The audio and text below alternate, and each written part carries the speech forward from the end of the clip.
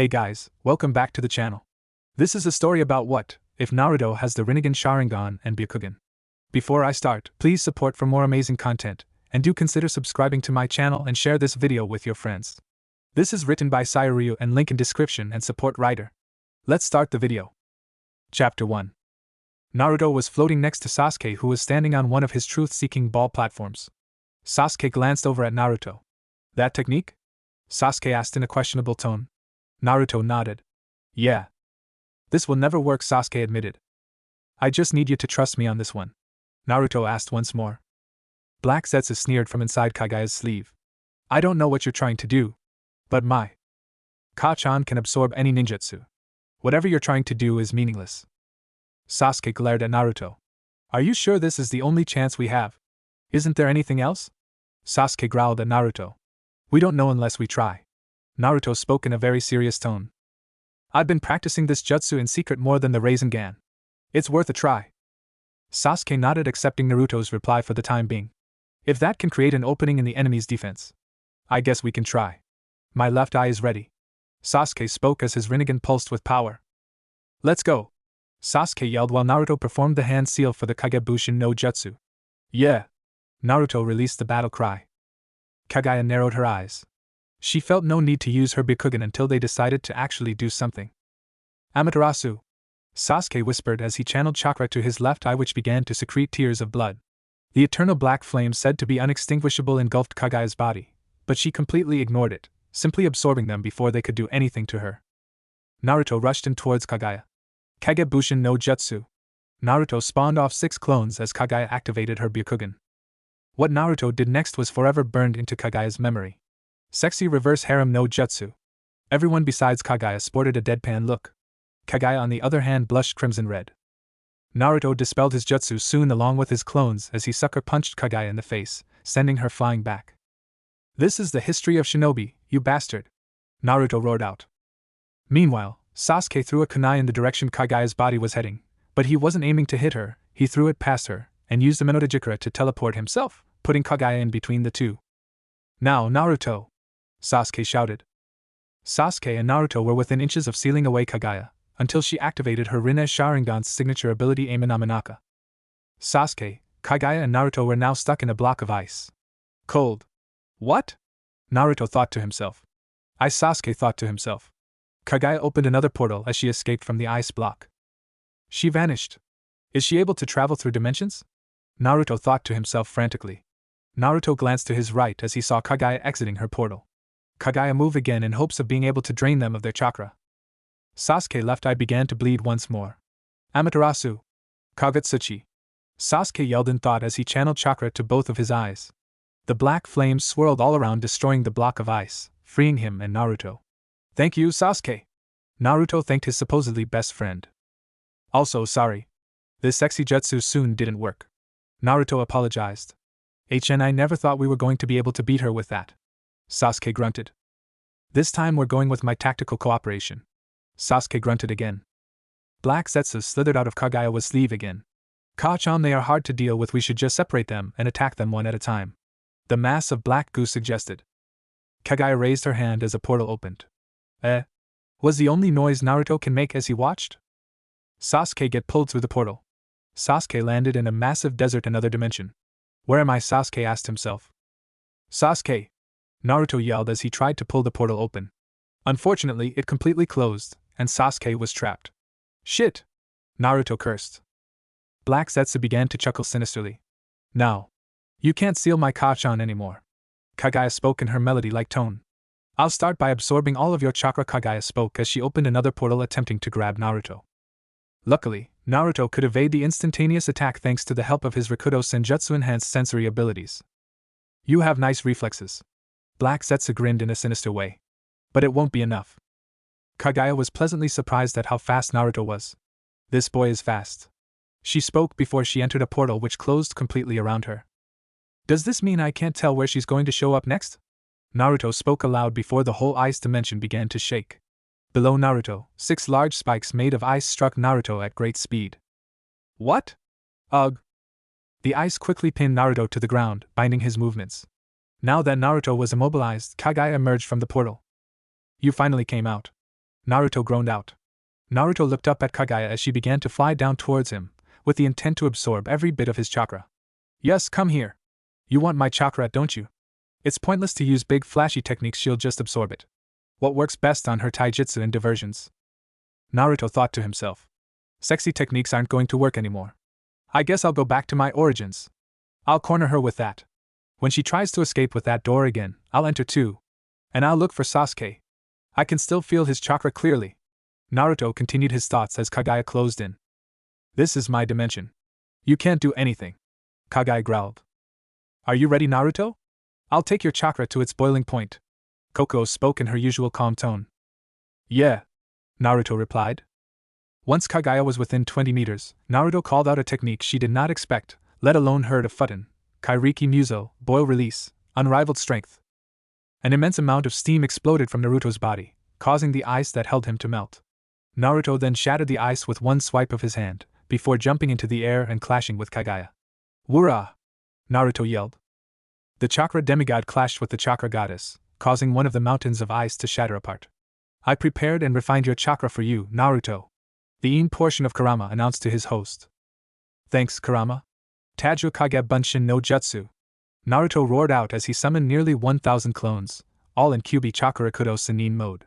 All the clones flew at Kaguya from every direction. Kaguya, not impressed in the least, merely raised a hand, sending out multiple chakra fists demolishing many clones at once. Now this is my dimension. One of Naruto's clones yelled out. Naruto Chiki Rinnegan, Naruto Region Combo. Despite their massive numerical advantage, Kaguya blocked blow after blow from each of Naruto's clones. However, even for someone as powerful as her, she found it slightly overwhelming as the attack continued to become more and more intense. Tilting her head up, Kaguya opened another portal via Yamatsu Hirasaka, Underworld Slope Hill, to escape from the overwhelming onslaught of Naruto's army of clones. She opened it. Naruto thought as all his clones closed in, as Obito focused on the portal. Naruto at Kaguya, intending on following her, unaware that Obito had already beaten him to it, using his Kamui to enter Kaguya's dimensional portal. Not too long afterwards, Naruto saw her re-enter into the ice dimension in the dimensional. She seemed to have a look of disbelief. Naruto didn't really seem bothered by this as he and his clones charged in after her. Kaguya also charged at him with Tomagoroshi no Haikatsu, all killing ash bones, extending for both of her palms as she proceeded to cut down all the clones in front of her. Shortly after that, a large spiral opened on the ground near Kakashi, as Sasuke, Obito, and Sakura all jumped out. This took Naruto and Black Zetsu by surprise. No way! Sasuke! Black Zetsu mentally cursed. In Naruto's distracted state, Kaguya extended her hair out to wrap around him, and proceeded to impale him through the stomach with a bone spear. Now you don't have to worry anymore, Kaguya spoke in a cruel, sinister tone. Naruto! Kakashi, Obito, Sakura, and Sasuke shouted in unison. Be bastard! Black Zetsu cursed out loud. He made a clone carry his Truth Seeker balls on purpose. Can he even do that? Black Zetsu was starting to hate Naruto more and more by the second. Thank you? Sakura-chan, Obito. Naruto spoke in a cheerful tone. He's okay. Sakura cheered. Don't scare us like that. Obito replied. Suddenly, Naruto's body exploded in a cloud of smoke. Sasuke, feeling relieved, immediately jumped into action and activated his Susanoo to ascend to the 2's altitude. The Truth Seeker balls returned to Naruto as he shouted to Sasuke. Sasuke! Did you thank Sakura-chan and Obito? Focus on the enemy. Sasuke replied harshly. Uff. Kakashi released a sigh of relief. Naruto has always been weirdly cunning.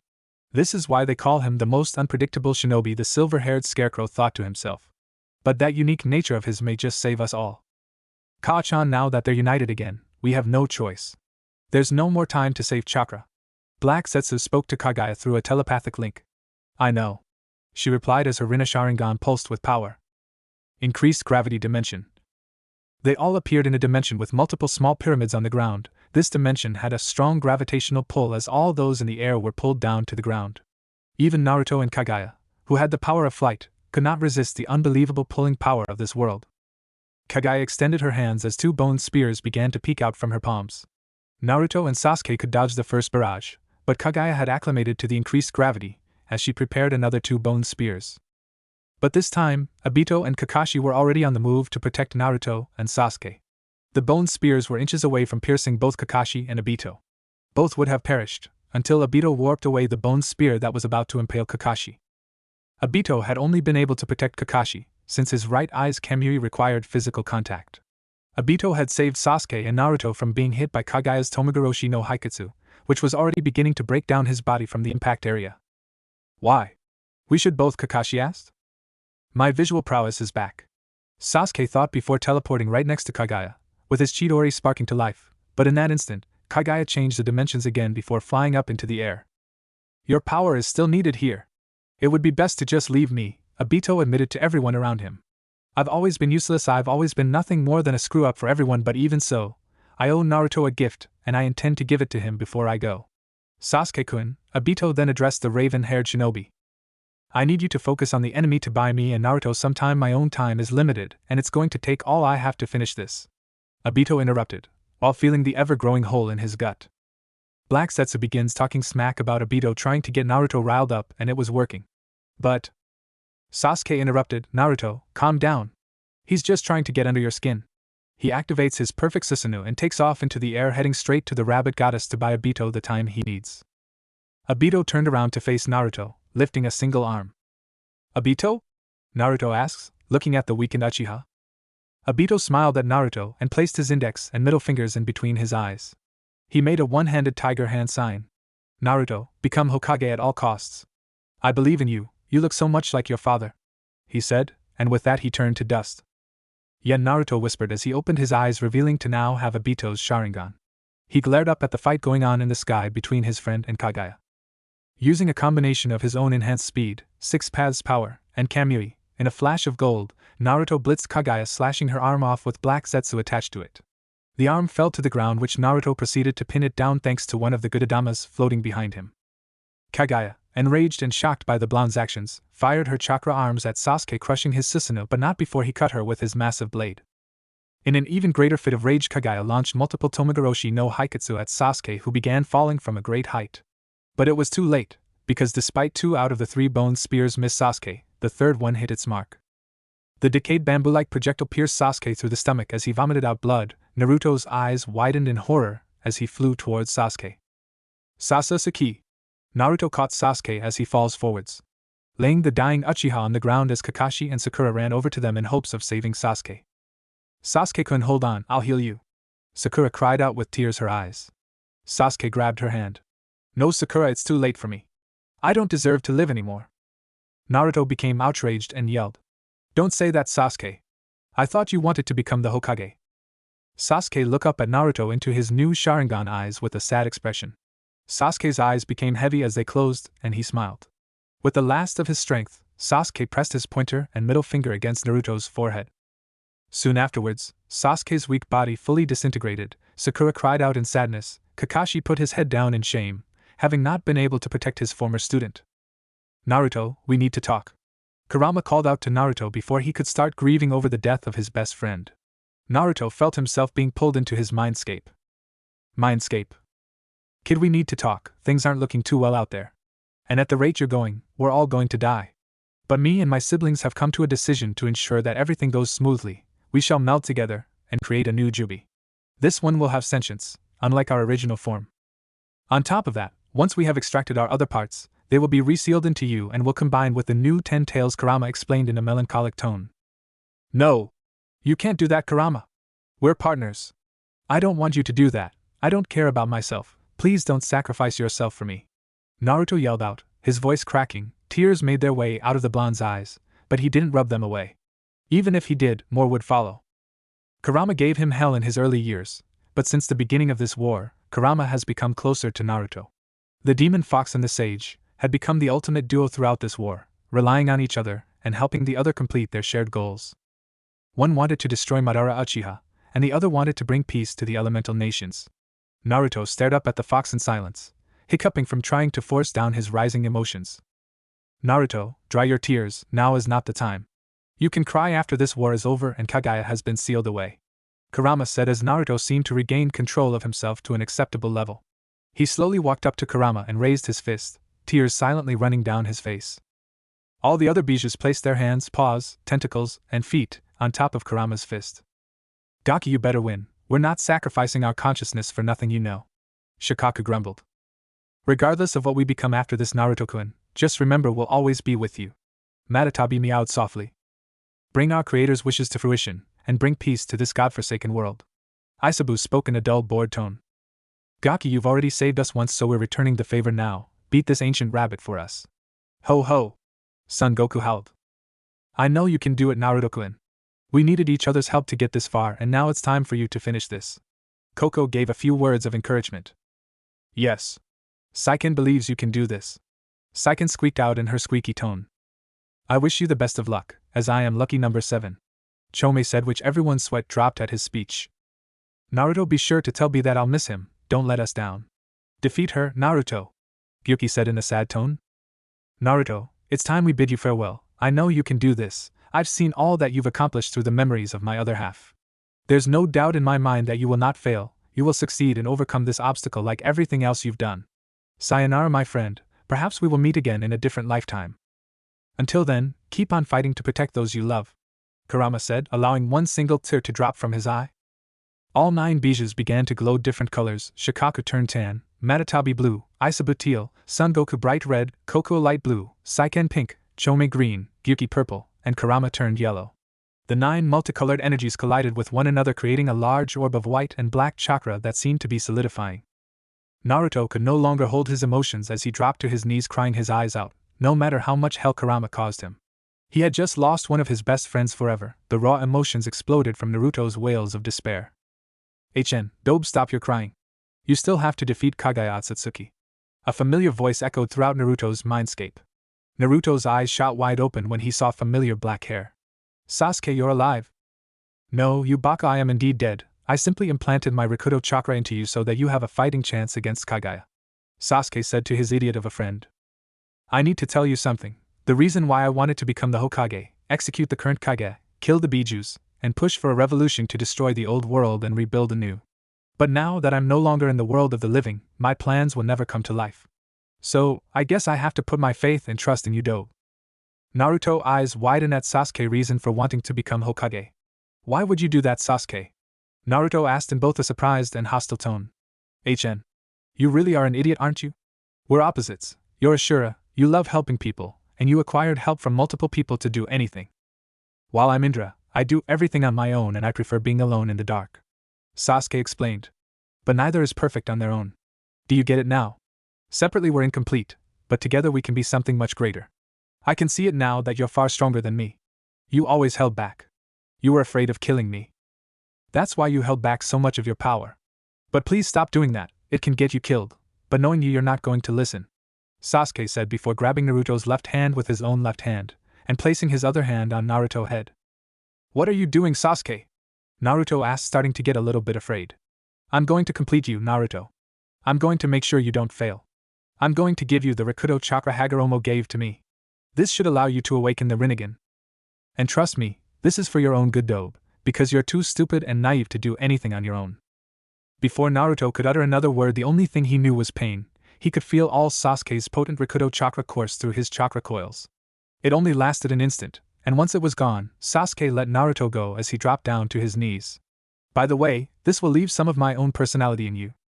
Farewell, my brother, I believe in you, Sasuke said before he vanished from sight. Naruto finally forced himself up to a standing position, looking around. Sasuke was nowhere to be seen.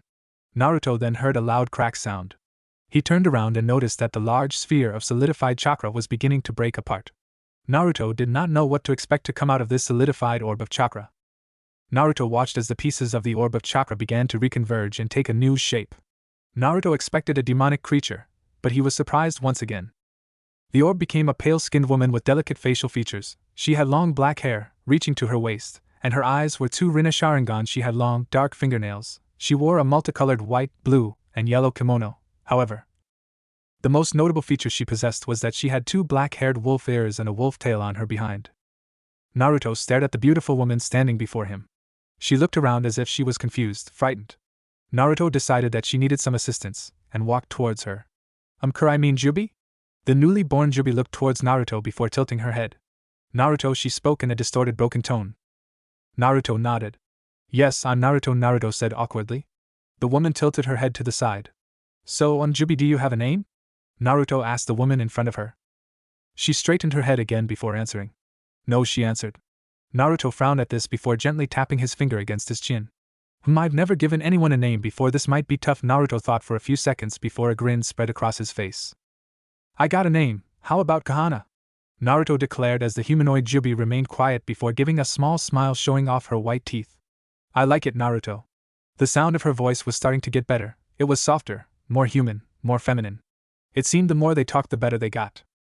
Perhaps it had to do with the fact that she was just created, and was trying to get used to their new form. Kahana-chan, do you remember Kurama, or son? Naruto asked, hopeful that the Jubi did. Kahana nodded. Yes, I have their memories, and I'll always be here for you, Naruto. The Jubi declared in a happy tone as her 10 tails wagged back and forth. Naruto smiled. Even after losing Kurama, he gained someone else who could possibly fill the void that Kurama left. Naruto. Kahana spoke in a serious tone of voice. Yes, Kahana, what is it? Naruto asked. You remember what happened when you channeled Kurama's chakra with your Rikudo Sennin mode? Kahana asked as Naruto nodded. When you channel my chakra with your Rikudo Sennin mode, it will grant you a form like Madara's Jinchuriki form, but much stronger in every way, Kahana explained as Naruto nodded. I'm going to help you defeat Kaguya, and with the power and rinnegan you inherited from both Sasuke and Obito. We will not fail, we shall succeed. Naruto looked confused. Rinnegan? Naruto said before closing his eyes. He could sense the unique energy that the rinnegan created. He indeed had 2 6-tomo rinnegan. Now I believe it's time for you to leave, as you're about to enter into the new world. Kahana said, which almost instantly Naruto was forced out of his mindscape. Kaguya's dimension. Naruto's whole body was engulfed by layer after layer of white smoke, making it nearly impossible to see Naruto except for the silhouette of his body. Soon afterwards, everyone could hear footsteps as Naruto slowly making his way out of the thick clouds of smoke. When he emerged, not only was Kakashi and Sakura surprised, but so was Kaguya, as Naruto greatly resembled Madara after he became the Jinchuriki of the Jubi. Naruto now had spiky white hair and pale skin. His once golden chakra cloak was replaced by full-body black garment with black pants, fingerless gloves, and boots, over which he wore a flowing white robe with 6 black Magatama markings across his chest and the familiar pattern of a black rinnegan, and 9 black Magatama markings in rows of 3 on his back. 2 gray horn-like protrusions grew out of his left and right temples, giving him an overall appearance very like that of the Sage of the 6 Paths. Naruto now had 10 Truth Seeker balls floating behind him in a halo formation. In his right hand he held a dual-headed Shikujo. One end has a ringed hoop, while the other end possesses a crescent-shaped curve, representing the sun and moon respectively. Naruto opened his eyes, which were both sporting Tomo Rinnegan.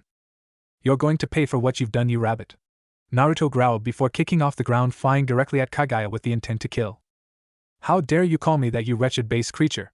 Kaguya yelled back in anger as Naruto slammed into her body. The 2 chakra gods clashed above the ground. Every time the 2 clashed, they created shockwaves from the amount of force that both Naruto and Kaguya were releasing. The amount of power that these 2 possessed was immeasurable. Yasugami Kujiki, 80 Gods Vacuum Attack! Kaguya yelled out as she released a volley of chakra fists at Naruto, who countered with his own chakra fists. Chakra fists clashed with one another, which released even larger shockwaves that caused the ground to break apart beneath them. Kaguya growled as she was pushed back yet again by this pathetic base creature. It angered her that he could match her easily in speed, strength, and chakra. Perhaps she would have had a better chance if she left Indra's reincarnation alive, and without Black Zetsu things seemed grim. Kaguya extended her right hand and a bone shard began to stick out of her palm. She was intent on murdering Naruto with or without his chakra absorbed at this point. Unfortunately for her, Naruto's left eye pulsed with power. Kamui! Naruto yelled as space seemed to distort around Kaguya's hand before being sucked into a vortex, ripping her hand right off. Ayakak! Kaguya yelled as she glared daggers at Naruto. Naruto's left eye pulsed with power once more before appearing directly behind Kaguya with a Rasengan in his hand. Kaguya turned just in time to get blasted towards the ground by Naruto's Rasengan. Naruto watched as the rabbit goddess came to a full stop before glaring at him. She focused on the stump that used to be her arm. Naruto's face contorted with a look of disgust as sounds of sickening flesh movement echoed clearly. So, she has instant regeneration? Naruto thought to himself. You have the same power, Naruto, since you have no Rikudo Senjutsu, and me inside of you. Kahana explained telepathically as Naruto nodded. An insect like you has no right to wield such power. Your chakra, it belongs to me, all of it shall become one. I shall make all chakra mine once again, Kaguya growled before her eyes widened. Before she knew it, Naruto was gone. Kaguya looked up but was too late. Naruto's right in front of her with his fists cocked back. Will you shut up, you fucking rabbit? Naruto yelled. Naruto slammed his fist directly into Kaguya's face, sending her hurtling towards the ground before Naruto dive-bombed at her. Kaguya opened her eyes glaring at Naruto before extending both of her newly regenerated hands and released bone spears from both palms. Naruto quickly dodged the projectiles, although once the threat was gone, he saw a flurry of chakra fists heading straight for him. Naruto dodged again, turning his head to the left. He saw Kaguya. In one quick motion, Kaguya ripped out Naruto's left eye, instantly crushing the eye. Gah! Naruto cried before clenching his empty eye socket. Naruto, you alright? Kihana asked in a concerned tone as Naruto groaned at absolute agony. No, she ripped out my eyes. Naruto responded as he glared at the rabbit goddess. Kihana was concerned for its host. What are you going to do? Naruto glared up at the grinning goddess. An eye for an eye, Neji and so many others have told me just how useful the byakugan is. Naruto replied darkly. If that's what you want to do, then I won't stop you. Also, I was able to transfer your long-range kamui to your remaining right eye. Kihana spoke as Naruto nodded in appreciation. Naruto quickly focused his right eye on Kaguya before activating his Amenotejikura, heavenly hand power. As he instantly appeared before her, much to the goddess's surprise, as she tried to gouge out his right eye, her hand phased a ray through his head, much to her surprise. Using her surprise against her, Naruto quickly aimed his fingers for Kaguya's face and quickly ripped out one of her byakugan. Ka! Kaguya cried in pain as Naruto quickly descended to the ground before implanting her byakugan into his empty aching eye socket. Naruto felt Kihana chakra going towards his to establish a connection so he could properly use it.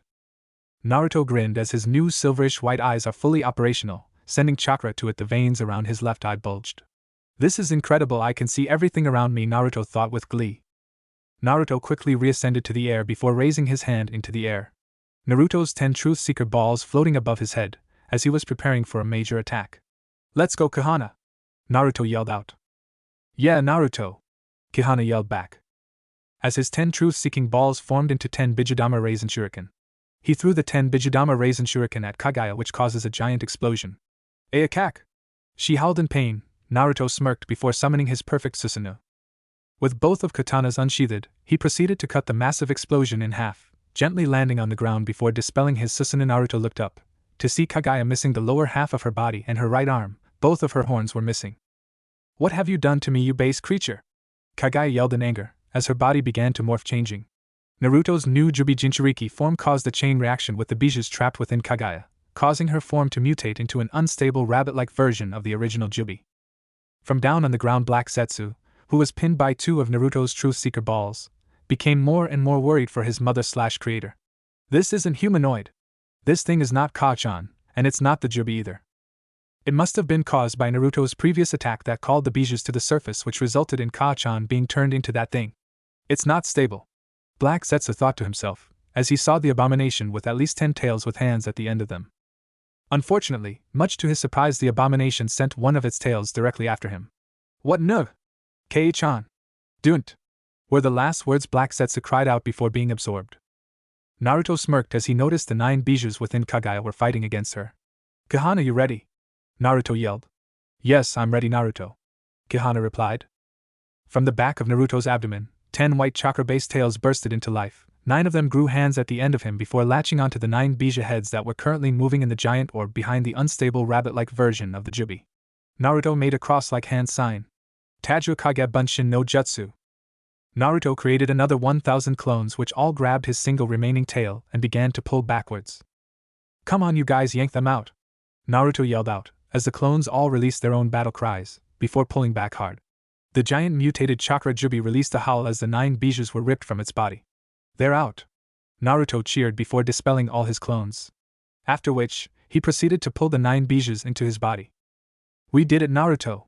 The other halves of the bija have been sealed, they're combining with my being as we speak.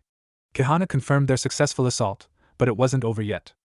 Looking up, Naruto could see the unstable rabbit-like version of the Jubi body collapsing on itself, revealing a weak and frail Kaguya Otsutsuki.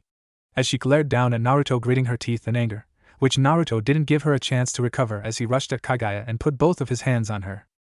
Rikudo, Chibaku Tensei, 6 paths catastrophic planetary construction. Naruto howled.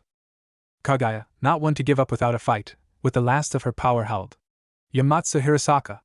A dimensional portal opened behind Naruto. Even with his powers, he couldn't resist the sudden and unexpected pull of the portal that was behind him. The last thing Naruto saw was Kakashi and Sakura's shocked faces seeing him fall into the portal.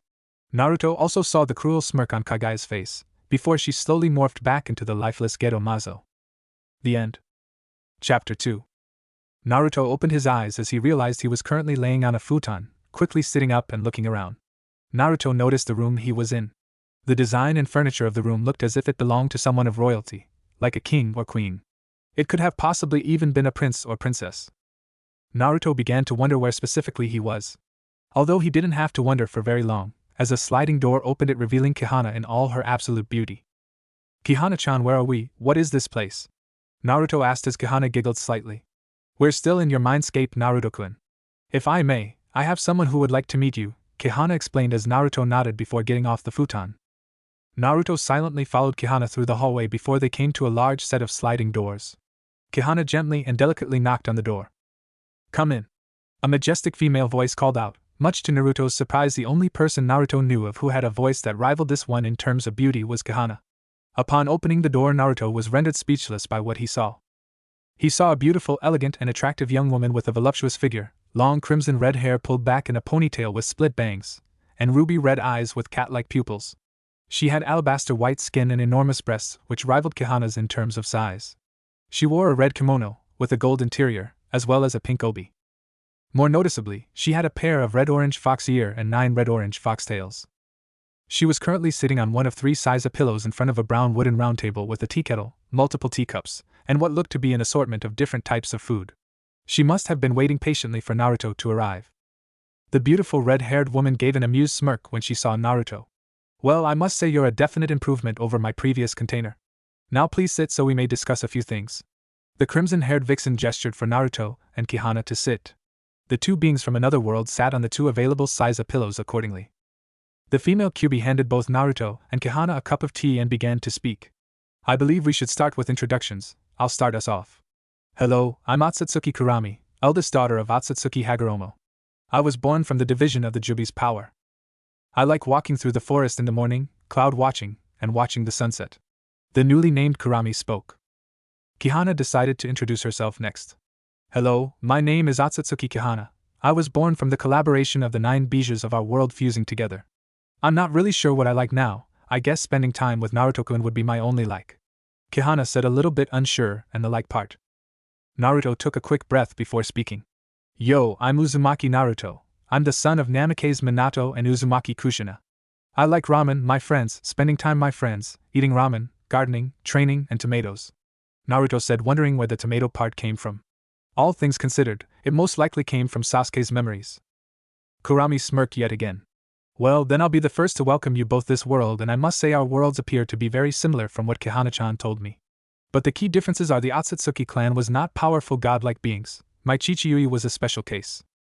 His mother Kaguya Otsutsuki was not a very powerful woman. From what he told us about her, she was kind of frail and avoiding conflicts at all costs." Kurami explained. "The fact that you have obtained the rinnegan and taken Kaguya's byakugan is astounding. But just because you have gained these powers doesn't mean I'm going to work with you willingly. You have to prove to me that you're worthy of using my chakra," Kurami said again before taking a sip of tea. Naruto raised an eyebrow before turning to Kihana. "Kihana-chan, I've been meaning to ask you about that. What happened to me? I can't feel the 6 paths power, or my rinnegan and byakugan. Also, right after implanting that byakugan, I felt a surge of energy that I never felt before." "What was that?" Naruto asked curiously as Kihana sighed. "I'm not really sure, but I know you gained knowledge directly from Hagoromo when you accepted his chakra. And you most like gained, even more, knowledge when you gained Sasuke's half of Hagoromo's power." Naruto pouted. Kihana shook her head but giggled at Naruto's behavior. "The only thing I know is that surge of power was the awakening of something called the Tenseigan. I have no knowledge on what it is, other than it has equal in strength to Tomorinnegan. However, the reason you don't feel those powers is that you have taken the body of this world's Naruto-kun. All your powers and experience have transferred without issue, but your Kekai Genkai, Rikudo powers, and much of your chakra have been sealed. You still have the Sharingan at its base form and byakugan, but you must reintroduce your new body to intense training. Once you've done so, all of your abilities and chakra will slowly recognize you and reawaken," Kihana advised Naruto as he nodded. "I estimate that it will take about 2 years, give or take a few weeks, of constant training to fully restore your eyes, body, and chakra reserves. Until then, I will be able to lend you small amounts of my own chakra." "I see, thank you very much, Kihana-chan." Naruto then turned toward Kurami before giving her a warm smile.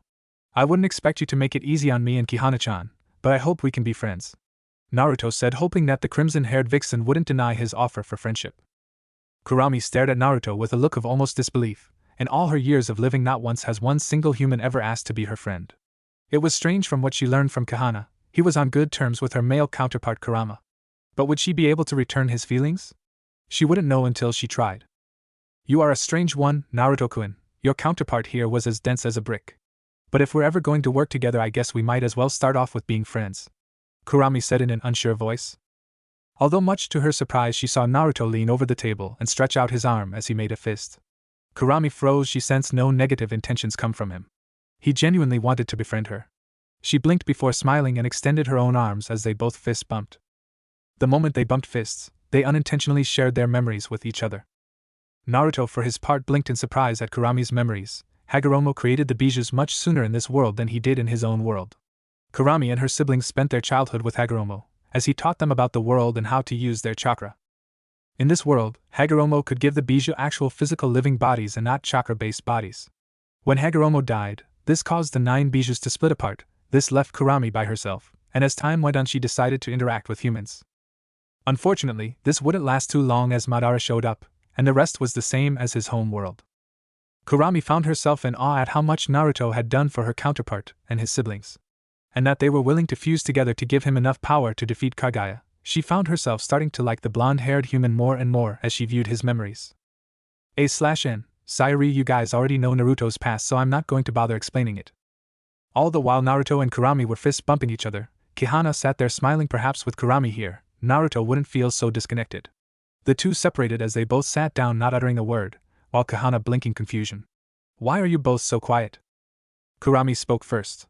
It appears we shared our memories with one another, and I genuinely surprised that when I saw them. Naruto nodded at this. The differences between you and Kurama are greater than I thought, he commented. Kurami sighed before grabbing a piece of meat with her chopsticks. Well, this makes it easier this way, I don't really have to explain anything, she said before stuffing the piece of meat into her mouth. Naruto felt the need to ask her question. If you don't mind me asking, Kurami-chan, where are we exactly right now? Naruto asked curiously as Kurami gently tapped her chin with her finger. I believe you're in the forest of death and it's the second stage of the Chunin exams. That disgusting Hibi-Sannin Orochimaru, who hit you with the Gojyo Fuin, 5 elements seal. But upon your arrival, Kahana-chan was able to destroy the Gojyo Fuin with a single pulse of her chakra, Kurami explained. Naruto closed his eyes as he was deep in thought. Naruto smirked. So that damn snake already hit Sasuke with a curse seal, huh? I could remove it now if I had my rinnegan, but now since I don't have the rinnegan or tensegan right now, I think I should take care of those 3 Oto ninja. It will give me the opportunity to test out the sharingan and byakugan too, Naruto thought to himself before opening his eyes. Kahana-chan, I am able to use the byakugan and sharingan, yes? Naruto asked while Kahana cocked a delicate eyebrow. Of course, you can let me guess you want to test out your new eyes? Kahana said as Naruto nodded. She shook her head but smiled. Sure, go ahead. Just please be careful, Kahana said while Naruto grinned. Don't worry, Kahana-chan, I'll be fine, Naruto replied with a foxy grin before he stood up and waved goodbye before vanishing from his mindscape. He's far different from the Naruto of this world. He's so bright and full of energy.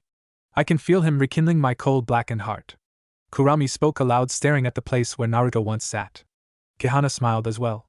I believe he'll change the world for the better, and with us all here for him, he has no chance of failing. The humanoid Jubi said to the crimson-haired vixen, who simply smiled before taking another sip of tea. Forest of Death. Shikamaru knew he had to come up with something to get them out of this, and fast. Would you really kill your teammate? He asked, trying to stall for time. Anything, even a second or 2 would be good. The longer they lived, the better their chances of survival were. PSH, you seem to think we actually have feelings for this girl, Sokka said, looking at the Konoha genin with a cruel, sadistic grin. The only reason why she's on our team is because her skills complement ours. But if she couldn't even stop herself from getting caught by some worthless jutsu like that, then we have no further use for her. She is expendable. Bah, I can't take this anymore. Everyone looked up to see Neji and Tenten on a branch a few meters above them. Neji scowled as he crossed his arms, some small-time ninja from a second-rate village like Otogekyo fighting a bunch of defenseless beacon kids. You call that a victory? He scoffed, how pathetic. They're persistent as cockroaches. Those other losers gave up far easier than these ones, Dosa mumbled. Lee Tenten muttered as she saw her teammate. Neji glanced at her before looking back at the battle. He focused his sights on the 3 Oto genin. Neji soon channeled some of his chakra into his eyes, causing veins to bulge around the sides of his head. The glare he sent the Otonin, enhanced by the bulging veins of his byakugan, caused Dosu and Zaku to freeze in their tracks temporarily. It seems you used my teammate as a punching bag. That will be the biggest mistake of your life. Yeah, so what if we did white eyes? What would you even do about it? Come down and kick our asses? Zaku sent the Hyuga a returning glare. Neji was about to reply when something caught his eye. Before he smirked and deactivated his byakugan, it seems we don't have to do anything. However, before anyone could reply, a massive amount of chakra, it was at least as much chakra as Shikaku possessed. This level of chakra sent shivers down everyone's spines, especially Dosu and Zaku, who both began to sweat. They are under the tree standing next to the still unconscious Sasuke. They were all shocked to see a person standing there. Naruto stood there in all his glory as he removed his bright orange jacket, tossing it to the side. Naruto glared at the Oto-nin before him. His cerulean blue eyes were cold as ice. Naruto stared down at his hand, quickly clenching, as he tightly made a fist. My chakra control is definitely gone, but taking out the story shouldn't be much of a problem. It would probably be best if I didn't use any of the jutsus I learned from Erosenin, as it would raise too many questions. Naruto thought as he released his killer intent, causing everyone to tense up, minus Zaku, who either he didn't possess sensory abilities, or simply didn't care. The blonde-black smirked before clasping his hands together, activating two different powers in his eyes. In his left eye, the cerulean blue color transformed into a pure white pupilless orb with veins bulging from his left temple. His right eye changed color as well, but instead of white, it became red with 3 black tomo encircling his black pupil. He had both the byakugan and the fully matured sharingan. Naruto? Sakura mumbled in shock, awe at her formerly unconscious teammate who stood there ready to fight. The boy with 2 of the 3 great dojutsu stared down his enemies, who hadn't moved for some reason. So, this is the feeling of having the byakugan and the sharingan, Naruto thought to himself in awe. With this power I can absolutely win this battle and protect everyone, Naruto said with a smirk before looking up. He saw everyone around him. Every person in the line of sight of his white and red eyes landed on tensed, minus Zaku, who either he didn't possess sensory abilities, or simply didn't care. Naruto narrowed his eyes at Zaku, who didn't even react to Naruto's glare. What is this? This changes everything. We were supposed to destroy Sasuke, not to deal with some kind of mutant. Dosa's mind was in shambles as he stared at this boy's eyes. His chakra is overwhelming. It's unbelievable that someone this young looking has this much chakra. He might even surpass Orochimaru-sama's power in a year at most. There's no way in hell we can beat him. So, one of that girl's fallen comrades finally woke up, Zaku said as he realized who this boy was. With all the confidence in the world, he stepped towards Naruto, with a smirk on his face. Now what are you planning to do? You can't stop us before we finish Sasuke off.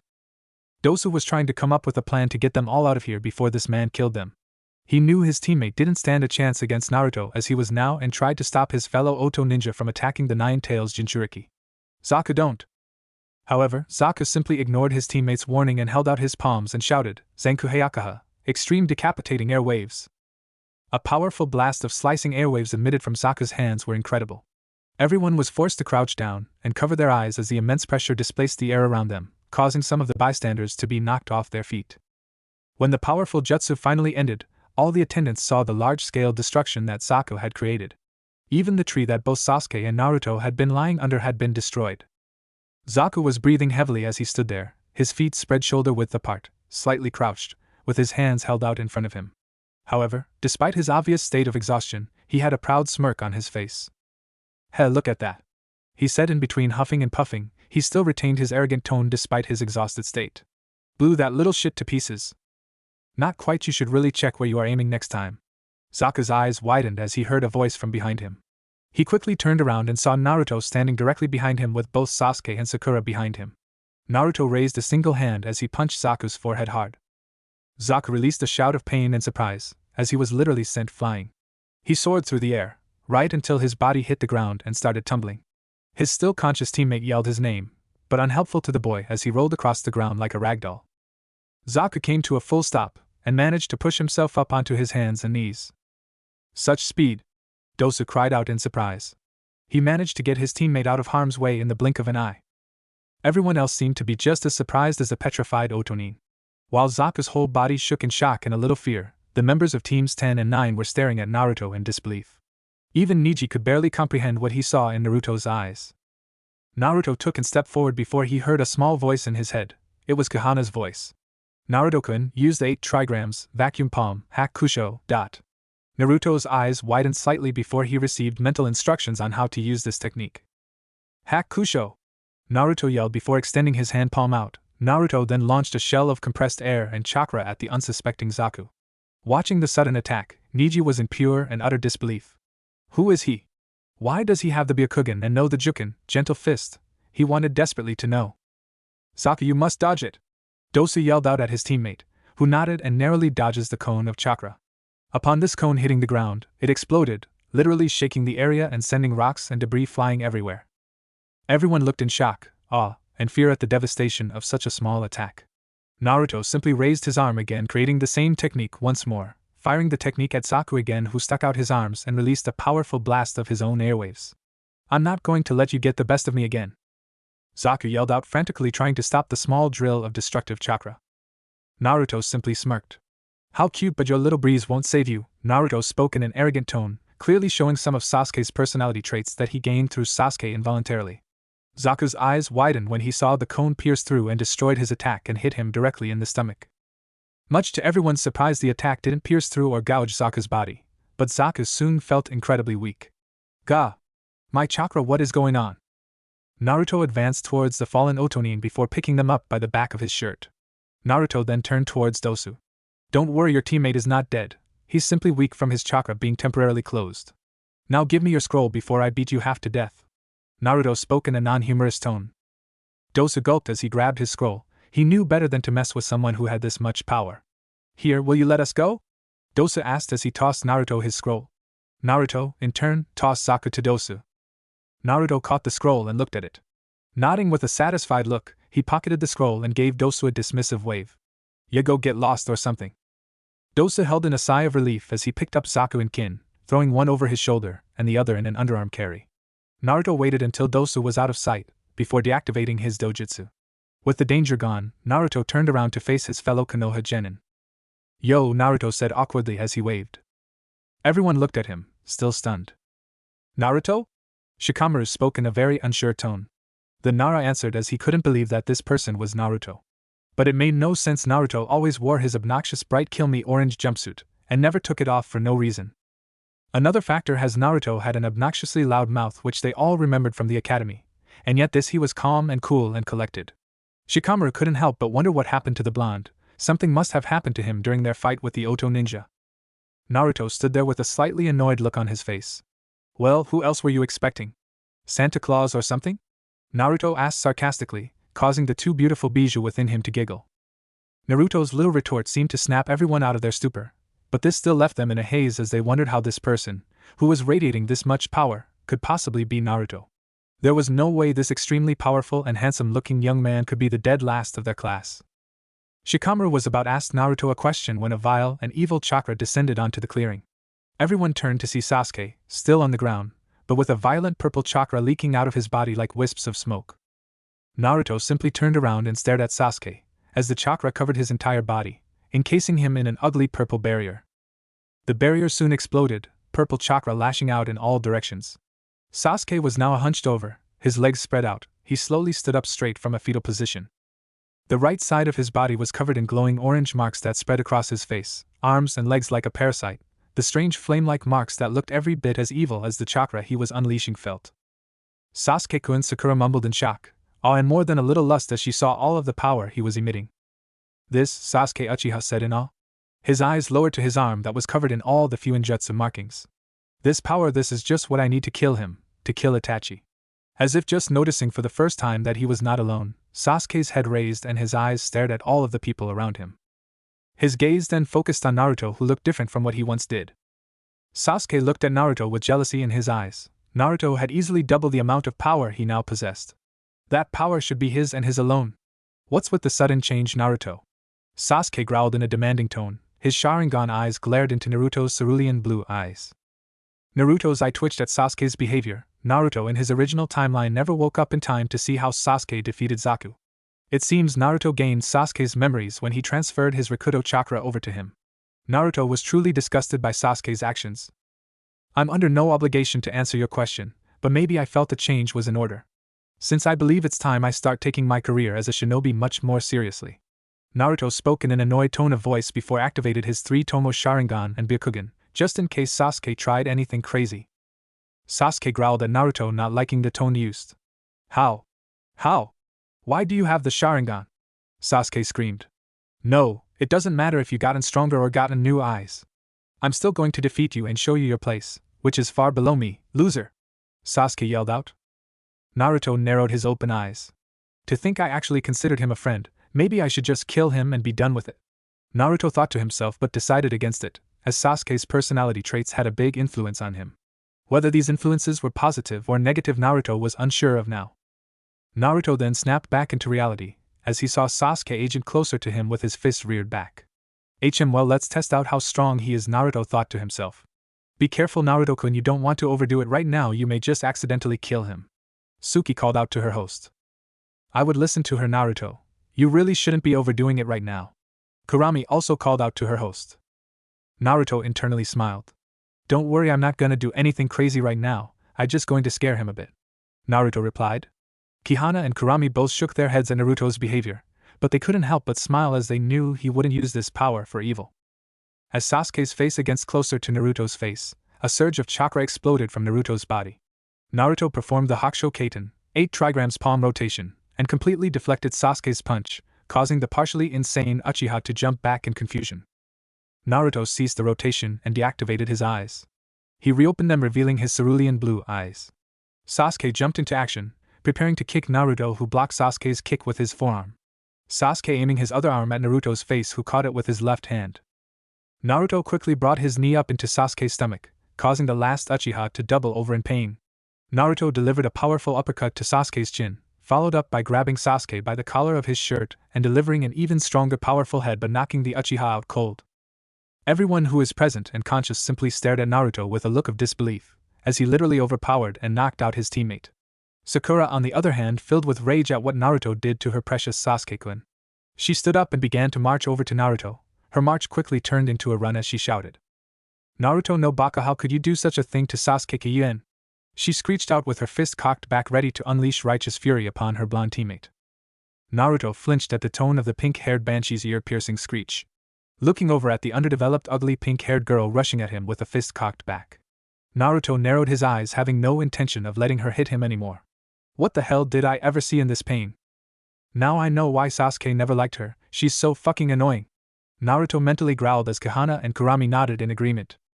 Naruto sidestepped and tripped Sakura, causing her to fall face first to the ground. Sakura quickly picked herself up, but not quick enough to stop Naruto from delivering a chop to the back of her neck and knocking her out. Naruto sighed before cracking his neck and creating 2 clones, one to carry Sasuke and the other to carry the pink-haired banshee. Naruto quickly looked over at teams 9 and 10. Well guys, I think it would be a good idea for you to move on to the tower, Naruto said as he leaped into the trees and disappeared. Was that really Naruto? Ino asked, unsure of how to feel about the events that transpired. She was unaware of the blush forming on her face, as her mind reminded her of how attractive he had become. When did he become so gorgeous? Sasuke doesn't even begin to compare to him. It looks like it, Shikamaru muttered to himself.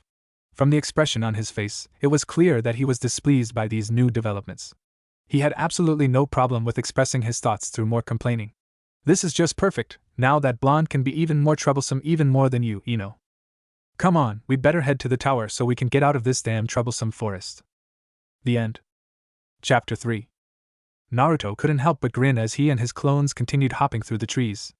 Naruto finally understood how useful the byakugan truly was until right now. Not only did it eat up less chakra than the Sharingan, but allowed him not only to zoom close to 1,000 meters ahead of him, it also gave him X-ray and 360 degrees peripheral vision as well.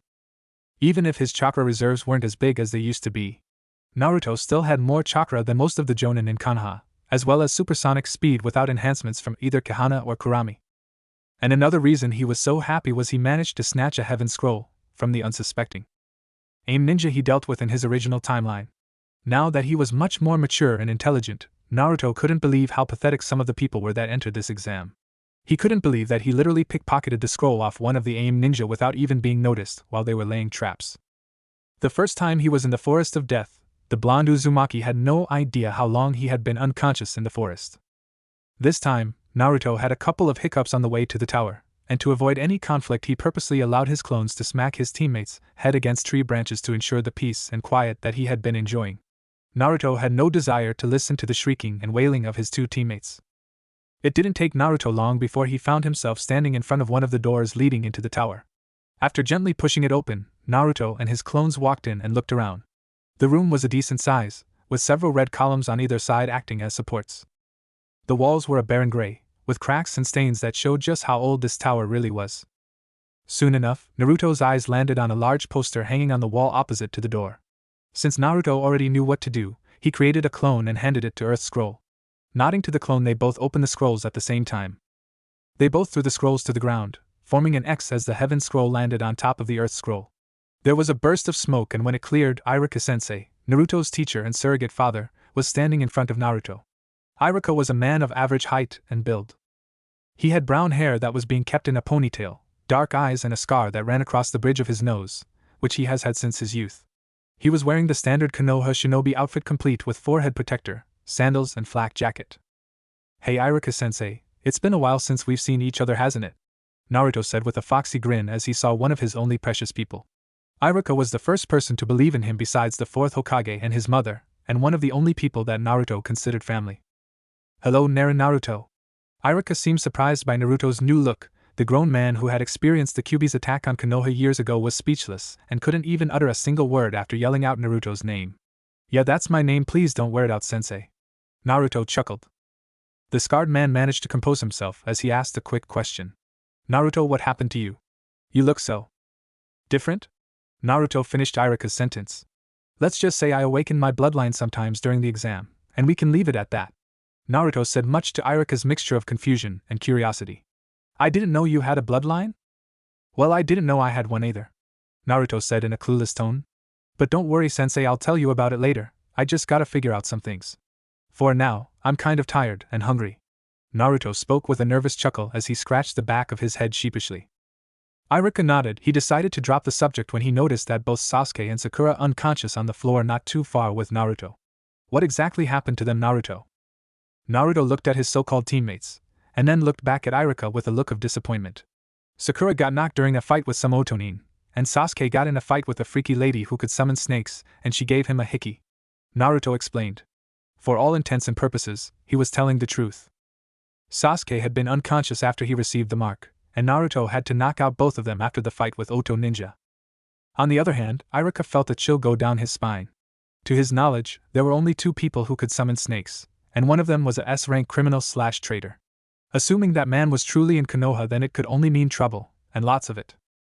"Anyways, I think you get them to the hospital. They may be in serious trouble," Naruto said. Thankfully for him, Iruka simply nodded as he regained his composure. "Sure, I'll get them to the medical bay immediately then. In the meantime, you should head down to the cafeteria. It's down the hall, 3 doors on your left, and after that you should head over to room 232 and get some rest. You have 2 days until the second part of the exams end." Naruto had a grateful and happy expression on his face. "Thanks a bunch, sensei. I'll see you later then," Naruto said as he ran down the hall to get something to eat. Iruka simply chuckled as he shook his head. Different looks or not, Naruto was still the same. Time skip, the next morning. Naruto was enjoying a blissful sleep, dreaming about a happier time, of him being Hokage with Sasuke standing by his side as his right-hand man. The dream was too good to be true, which was correct as Naruto was woken up by water hitting him directly in the face. Naruto awoke to see Kurami standing over him holding an empty bucket that once held water. She had a smirk on her face. "I believe it's time for you to get up. It's around noon." She spoke in a voice that held quite a bit of humor as he glared at the crimson-haired vixen. But then something came to mind. How was Kurami in the real world when she was supposed to be sealed within him? "How did you get out of the seal? I thought it was impossible for any bijou besides the jubi?"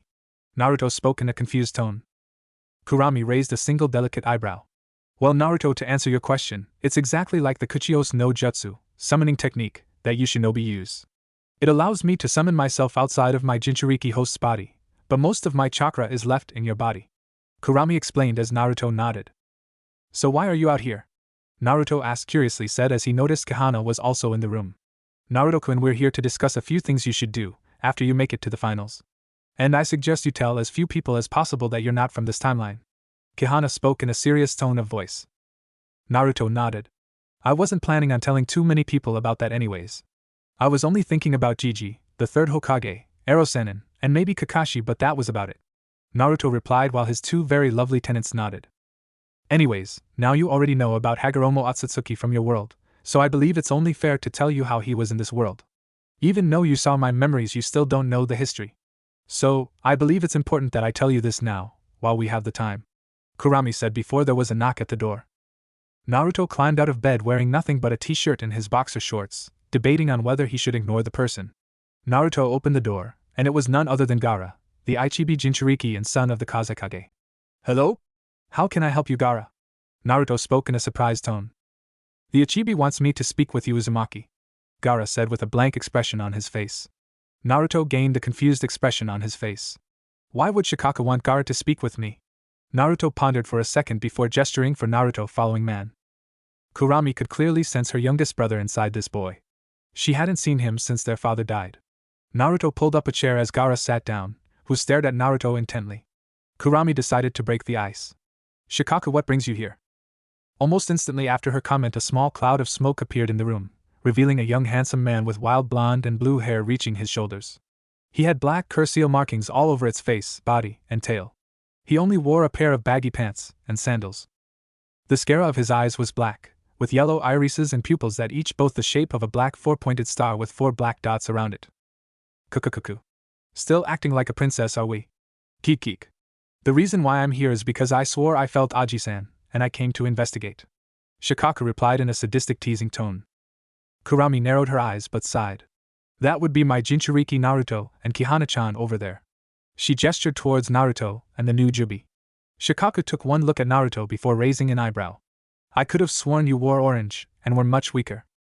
Shikaka took one look at Kihana before his whole body froze in place, swaying behind her work 10 tails. TT, that's impossible. The Jubi's supposed to be sealed away. And it's supposed to be male. Shikaka wailed out as he took a few steps back. Gaara seemed confused by the whole situation. What do you mean by Jubi? Aren't there only 9 bijou? Gaara spoke in a very confused tone. Naruto then volunteered himself to explain. You see, I'm not the Naruto of this world, more or less Kihana and I were thrown into this world and I took over my counterpart's body. Naruto said as Shikaka and Gaara both looked at him as if he grew another head. Anyways, the Jubi is the aggregate of all 9 bijous fused together inside of the Gedo Mazo. In my world, the Jubi is the embodiment of Kaguya Otsutsuki combined with the Shinju, created to reclaim the chakra inherited by her sons, Hagoromo and Hamura. It was regarded as the progenitor of chakra, and is tied to the legend of the Rikudo Sannin and the birth of shinobi.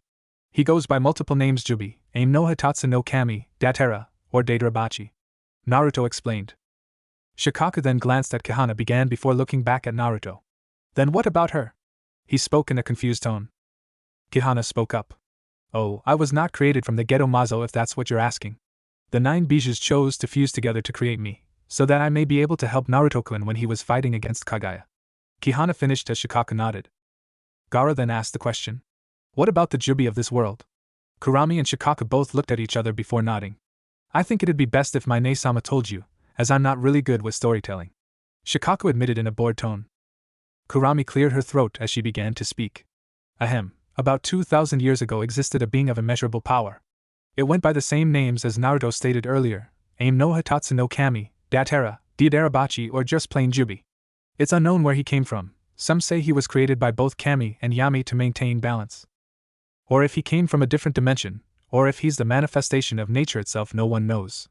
Shortly after he arrived, he began guiding and shaping the world, almost as if he was terraforming it and preparing for something.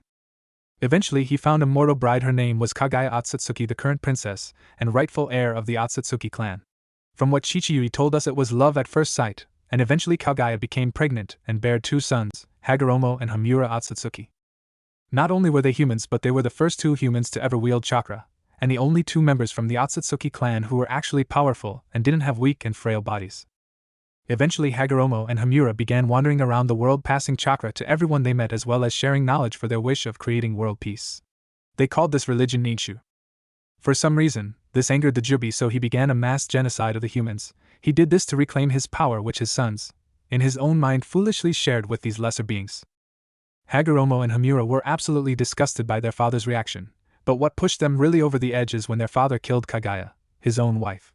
This started an all-out war between father and sons. The battle lasted days until Hamura was fatally injured. One can only imagine the type of emotions Chichiyui must have gone through, especially when Hamura transferred the remainder of his power to his elder brother. After that, Hamura died as his chakra converged with Hagoromo's, awakening the rinnegan. This dojutsu gave him the edge he needed to defeat his weakened father. Victorious, Chichiyui sealed his father inside of himself. This made him the first Jinchuriki. Being the Jinchuriki and slayer of his father, everyone revered him as a god for his victory over the Jubi. Years later, Hagoromo separated his father's chakra within his body using his signature ability, the creation of all things ability, to divide it into 9 separated bodies, creating us, the 9 Bija. At our births he gave us each a name.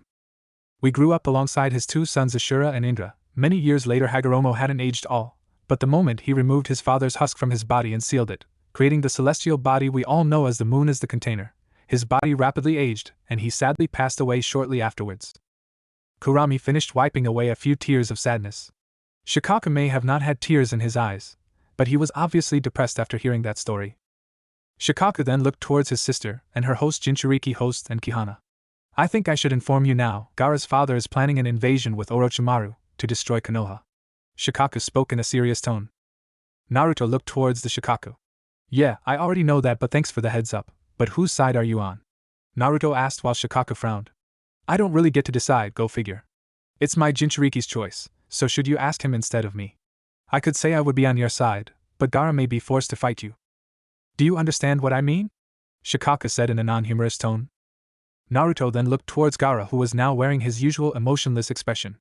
Gaara, whose side are you on? Naruto asked. Gaara didn't respond immediately. I've always been told to fight, to prove my existence by killing. What could you possibly offer me? I'm quite content with my life right now. Gaara spoke in the emotionless tone, which in the distance Naruto heard a slap and a wail of pain. It was most likely Kurami slapping Shikaku for whatever reason. Naruto gave a small smile. How about friendship? Just like you, I've been that lonely dark place. It hurts, doesn't it? Being ignored, no one wants you around, even your own family fears you. Gaara, I'm a Jinchuriki like you. I understand your pain better than anyone. Naruto explained, hoping that the young redheaded would listen to him. He did not want to have to force genjutsu on his fellow Jinchuriki. Then why didn't you turn out like me? One where you prove your existence through killing others, that's where true strength. Gaara was cut off by Naruto as he raised a hand. That's your father talking, not you. Gaara, true strength comes from the desire to protect those who are precious to you. When you have something worth fighting for, you become truly strong. I fight for everyone I care about. Kihana-chan, Kurami-chan, Jiji, Ero-sennin, Kakashi-sensei, and many others. That is where my strength comes from, and I'm pretty sure you have people care about you to your brother and sister. Naruto said in a prideful tone. I'm not saying it's going to be easy, but we could start out like this. Hi, my name is Uzumaki Naruto, and I'd like to be your friend. Naruto said with a warm smile on his face. Gaara's eyes widened at Naruto's little announcement. Looking down at Naruto's hand, Gaara felt his hand twitch. Shikaku stood up to the side, nursing the giant bump on the side of his head. For my sake, Gaki, take the damn offer. I don't want to get beaten up by my Ne-sama anymore. Shikaku complained. Gaara nodded to Shikaku before taking Naruto's hand firmly and shaking it. I'm Sabaku no Gaara, and will you teach me what it means to be a friend? Gaara said in a confused tone, as Naruto's face faltered. Well, it's a start at least. I can just get him and his siblings on my side. Then we can turn the tide of this invasion greatly. Naruto thought to himself. Kihana and Kurami smiled at Naruto's little bonding moment with Shikaku's Jinchuriki host Gaara. Time skip, the beginning of the preliminary rounds. Naruto felt greatly annoyed as he ignored the stares he received from most of the people watching. Without exception, the crowd of people were either wondering who he was, or why did he change so much. It was obvious that most of the people had heard what happened in the Forest of Death from the gossip Queen Ino. Naruto wished he could turn invisible, as this was rather annoying, but he really couldn't blame them for staring at him, but he wished they would stop. Naruto took a moment to survey all the different teams, and it was the same as his original timeline. Without counting his team, there are 5 other teams in total that had made it past the second stage, most of which were the rookie genin teams like his own. This left only 2 other teams, the Odo team and Gaara's team. Naruto then turned his focus back to the area around him. They were in a large theater/battle arena that resembled some type of tournament/training area. He, along with the other genin, were currently standing on a stone-tiled surface. Up in front of them was none other than Sarutobi Hiruzen, who was currently standing on the Kage platform. Behind Hiruzen were the proctors Anko and Ibiki, who were looking out amongst the crowd. The Jounin sensei were also among them, along with the few Chunin who were acting as judges. Anko groaned as she looked at all the genin who passed the second stage. Out of 78 people that we started with, 21 of them actually made in time. When I said I was gonna cut them in half, I was thinking more along the lines of single digits. Anko sighed before her eyes landed on the blonde black-haired genin. The only thing that's really bugging me is who that is. I heard a rumor from that blonde-haired idiot had transformation in the forest? But he never looked like this. Anko continued to ponder. It's truly remarkable that so many made it, and for so many of them to be rookies is nothing short of astonishing. Hiruzen eyed the Jounin squad leaders. It's no wonder they were all nominated. Hiruzen's gaze landed on where Naruto was supposed to be. In his place was a bit more mature-looking Naruto with black and blonde hair. Naruto detected Hiruzen staring at him. This was the perfect moment that Naruto had been waiting for. Naruto quickly met the Sandame's eyes before quickly manifesting his Sharingan for a split second. Hiruzen completely froze at the eye in Naruto's left eye socket, and before the old Hokage could even take his eyes off Naruto, he felt the pull of Genjutsu. Naruto's Mindscape. What is this place? Hiruzen asked as he found himself in a rather luxurious room. Luckily, the old Hokage didn't have to wait long, as the sliding door to his side opened, revealing Naruto smiling at the old man. Welcome to my Mindscape. It's a place where I can speak to you without anyone interrupting us. So please follow me. There's some people I want you to meet. Naruto gestured as Hiruzen followed him out of the room. Naruto led Hiruzen down the hallways before they came to a large set of sliding doors. Giving a gentle knock, Naruto heard Kurami and Kihana say, "Come in." Hiruzen raised an eyebrow hearing two female voices from the opposite room. Naruto opened the door, which Hiruzen nearly fainted at what he saw. Kurami and Kihana were both sitting at the round table, peacefully drinking tea with their bijou features showing ears, tails, claws, and fangs. Naruto walked over and sat down on his designated size of pillows, to which Kihana passed Naruto a cup of tea. Hiruzen stood there like a deer caught in headlights, unable to move, unable to speak. "Gigi, we have lots to discuss." Hiruzen sighed before muttering out, "I'm getting too old for this shit." As Naruto and his two bijou chuckled at the old man's response. Kurami stood up and bowed to the old Hokage. "Greetings Sarutobi Hiruzen, I'm Otsutsuki Kurami, the Kyubi and eldest daughter of Otsutsuki Hagoromo, the Rikudo Sennin." Kurami spoke in an elegant manner before sitting back down. Kihana then stood up and bowed as well. "It is a pleasure to meet you Sarutobi Hiruzen, I'm Otsutsuki Kihana and I was born from the collaboration of the 9 bijous fusing together."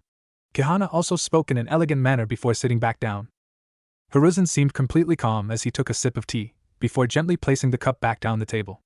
Hiruzen looked towards Naruto and began to flip out. "Naruto Kyuen. What the hell is going on?" Naruto chuckled at the elderly man. "Calm down Gigi, I said I'll explain everything to you.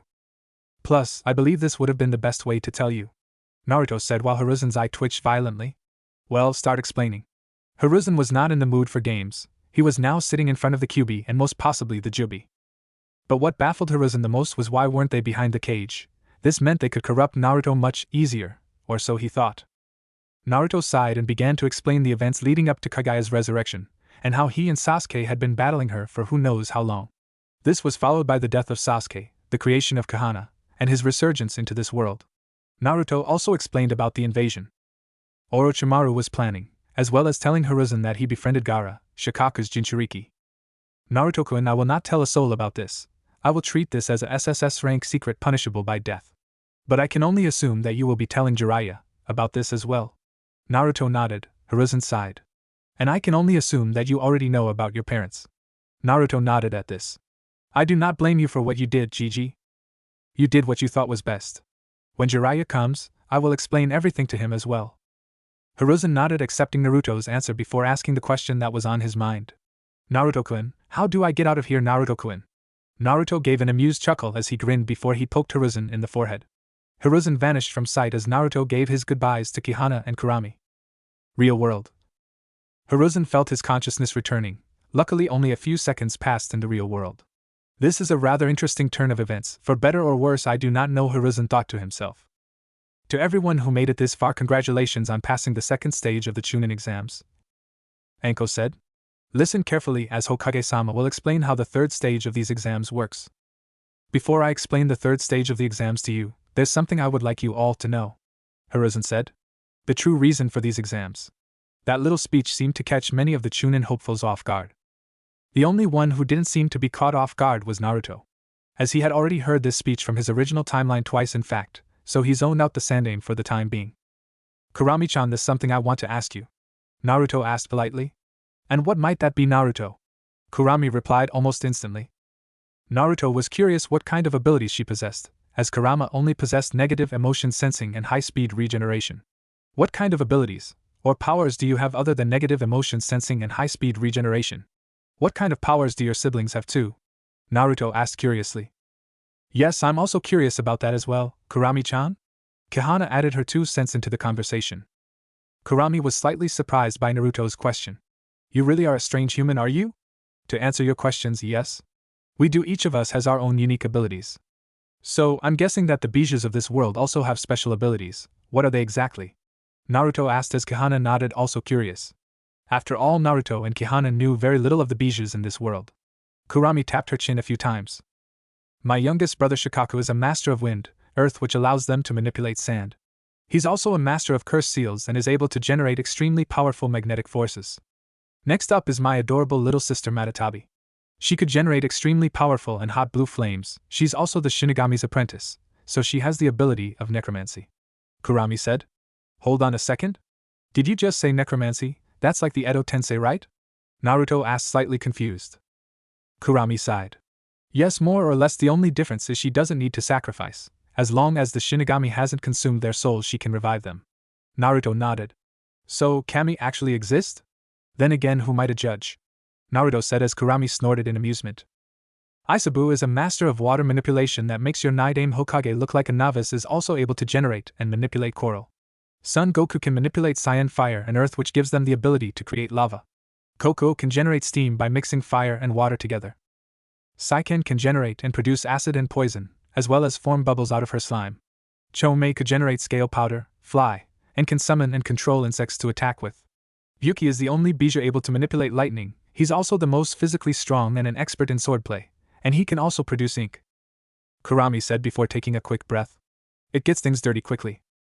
And what about you, Kurami-chan? Kahana asked curiously. As Naruto has already stated before, I have the ability to sense negative emotions as well as utilize high-speed regeneration. That's not all I can do though. I am able to manipulate both fire and wind, allowing me to use Scorch Release. I'm also proficient at utilizing Senjutsu and produce some pretty powerful Genjutsu, but the one thing that I pride myself on more than anything else is my Ki Release. Kurami spoke with pride in her voice as he puffed out her chest. Ki Release? Both Naruto and Kahana both said the same time. Yes, it's something that only I know how to do at the moment. Would you like to learn how to do it, Kahana-chan? Kurami asked cutely. I guess I would like to learn, but what about Naruto-kun? Kahana asked, not one to leave him out of the loop. I'll teach him, but he has to earn it. Luckily for him, I don't think that that's going to be much of a problem. Besides, he doesn't seem to be the type who likes to be having things handed to him. Am I right, Naruto-kun? Kurami put a little seductive edge when she said Naruto's name. Kahana simply giggled while Naruto blushed. Kurami then looked at Kahana and asked her question. Kahana-chan, I'm curious what kind of abilities you have. Kahana seemed quiet for a second before she spoke. Well, I can fly, I can manipulate all 5 changes in chakra nature, I can cause natural disasters, I can utilize Senjutsu, and I can create as many Truth Seeker balls as I want, and I can utilize the sharingan. Kahana listed off her abilities one by one. Oops, I think Gigi's done with his speech. I gotta go, Naruto hastily said before disappearing. Naruto snapped back into reality as Hiruzen finished his speech. Naruto didn't even get a chance to hear the rest of the conversation between Kahana and Kurami. Before we begin the test, there's something I must tell you. Hiruzen looked at the genin standing below him. Before Hiruzen could speak, a sickly man made himself known. Cough, actually, Hokage-sama. As the proctor, please allow me to explain the match, said the sickly jounin who appeared crouching before the sandaime. Very well then, please proceed, Hiruzen said with a nod, taking a step back. The man turned around and Naruto could not believe that this man was still on duty. The man looked like he was about to fall over at any moment. He was dressed in the uniform of the standard jounin with his forehead protector on his head. He also had a sword strapped to his back. Naruto began to wonder why the members of the hospital hadn't tried to apprehend this man. It was obvious he was in no condition to proctor the Chunin exams. Cough, hello everyone, I'm Gekahate. Cough, cough, before we can begin the third test, I need to inform you that there will be a preliminary round. Why do we have a preliminary? Said the confused pink-haired banshee. Why can't all the people who made it this far continue? Naruto's hand twitched, he had to resist the urge to hit her upside the head. Just how stupid is she? Naruto thought to himself. Yufufu. I must agree with you, Naruto. Your counterpart was stupid enough to like her, also stupid enough to overlook her own stupidity. Kurami spoke in a humorous tone. Naruto's eye twitched. Oh, I'm so glad you have so much faith in me, Kurami-chan. Naruto replied in a sarcastic tone, while Kahana giggled. Hate coughed into his hand as he looked over at Sakura for a moment before explaining himself. Coughed because the first 2 exams may have been too easy this year, we just have too many people. According to the rules of the Chunin exam, we must hold a preliminary to reduce the number of people participating for the 3rd test. As Hokage-sama stated, there will many prominent guests attending, and if the fights take too long we may run out of time. Anyways, for those of you who are not feeling well or those who like quitting, please step forward now, since we will be starting the preliminaries immediately. Kabuto stepped forward as he raised his hand. Proctor-san, I quit. Hate nodded. Very well then, you may go. Naruto and Hiruzen already knew that Kabuto was Orochimaru's little spy. Hiruzen gestured for a few ANBU to follow him after the preliminaries ended. With Kabuto gone, Hate turned to the rest of the genin to see if any others wanted to quit. When it was clear that they were not, he began to explain the rules of the preliminary to them. Basically, the matches would be one-on-one. The fight would continue until someone was unconscious, gave up, or was killed. The names of who would be fighting were decided randomly, and shown by an electronic screen on the wall above and behind the Hokage. Once the rules were explained, the screen shuffled through names before landing on 2 names. The end. Chapter 4. The board began cycling through names, before finally coming to a stop. Will Uchiha Sasuke vs Akato Yore please step forward? The rest of you please go up to the balconies. Hate commanded. As instructed, everyone left the arena except Sasuke and Yoroi, who were staring at each other. This fight went the same as it did in canon. Winner, Uchiha Sasuke. Medic. Hate said as Sasuke currently laid on the ground panting heavily. It took the remainder of his chakra to suppress the cursed seal. Kakashi quickly used Shunshin over to Sasuke's barely conscious self before scooping him up and taking him to the hospital. The board once again began to change names, before stopping at Zaku and Shino. Will Abumi Zaku and Aburame Shino please come down to the battle arena? Hate called out as Zaku and Shino both made their way down to the arena. This fight went the same as it did in canon. The winner by knockout is Aburame Shino. Medic. Called out as Hate as Shino calmly made his way up the stairs back up to the balcony where his team was. The board once again ran through names, before stopping again at the next combatants. Will Tsurugi Masumi and Sabaku no Kankuro please come down to the battle arena? Hate called out as Masumi and Kankuro both made their way down to the arena. This fight went the same as it did in canon. The winner by knockout is Sabaku no Kankuro. Medic. Called out as Hate as Kankuro gave an arrogant smirk as he made his way up the stairwell and back to his team on the balcony. Next to stand in the center of the arena, surrounded by eyes of Jonin and Genin alike, were the 2 Kunoichi of Team 7 and 10. Will Haruno Sakura and Yamanaka Ino please come down to the battle arena? Hate called out as Sakura and Ino both made their way down to the arena. This fight went the same as it did in canon. There is no way this round is a double knockout. No winner, Medic. Hate spoke in a disappointed tone at the pathetic display of skills that the 2 Kunoichi/fangirls displayed. He wasn't the only one disappointed, so was the entire stadium. Man, Kakashi, did you teach her anything? It was absolutely pathetic. Even Ino attempted to learn from Miyasuma muttered to himself, which was loud enough for Kakashi to hear, who only responded by put his head down in shame. Next up, Tenten and Temari. Will Higurashi Tenten vs Sabaku no Temari please come down to the battle arena? Hate called out as Tenten and Temari both made their way down to the arena. This fight went the same as it did in canon. The winner by knockout is Sabaku no Temari. Medic. Called out as Hate as Temari simply smirked before making their way back to her team who waiting for her on the balcony. Even though Tenten was completely destroyed in battle, it still washed the bad taste out of everyone's mouth caused by the previous battle.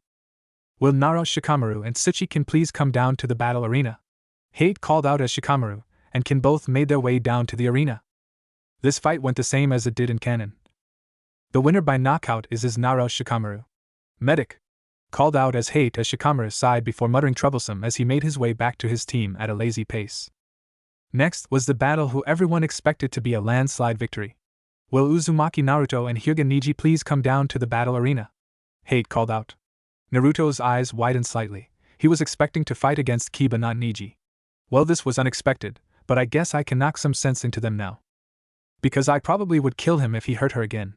Naruto thought to himself as he made his way down to the battle arena. Naruto and Neji began with a stare down, neither one of them dared to move. Neji drew an arrogant smirk across his face. Why don't you just give up, a failure like you cannot fight against fate? Because fate has already decided that I will be the winner of this match. Neji announced to the world before his eyes began to twitch in annoyance. Naruto wasn't paying attention to him. Naruto then blinked at Neji with a bored expression. HN. Did you say something? Naruto asked in a clueless tone. Up in the balcony. Kurina's eyebrow twitched in annoyance as she looked back at Kakashi, before looking towards Asuma and Guy. We must save him. Kakashi has already begun to corrupt him. Kurina yelled out in fear. Kakashi's sweat dropped. I have done no such thing. I don't even know where he got that from. Kakashi spoke in an innocent tone. Kurina's eye twitched furiously. We won't let you corrupt anyone. The last thing we need is another Kakashi running around, being 3 hours late to everywhere he goes, and reading those pornographic novels you read in public. Kurina yelled once more as she attempted to jump at Kakashi but was held in place by Asuma. Damn it! Asuma, release me!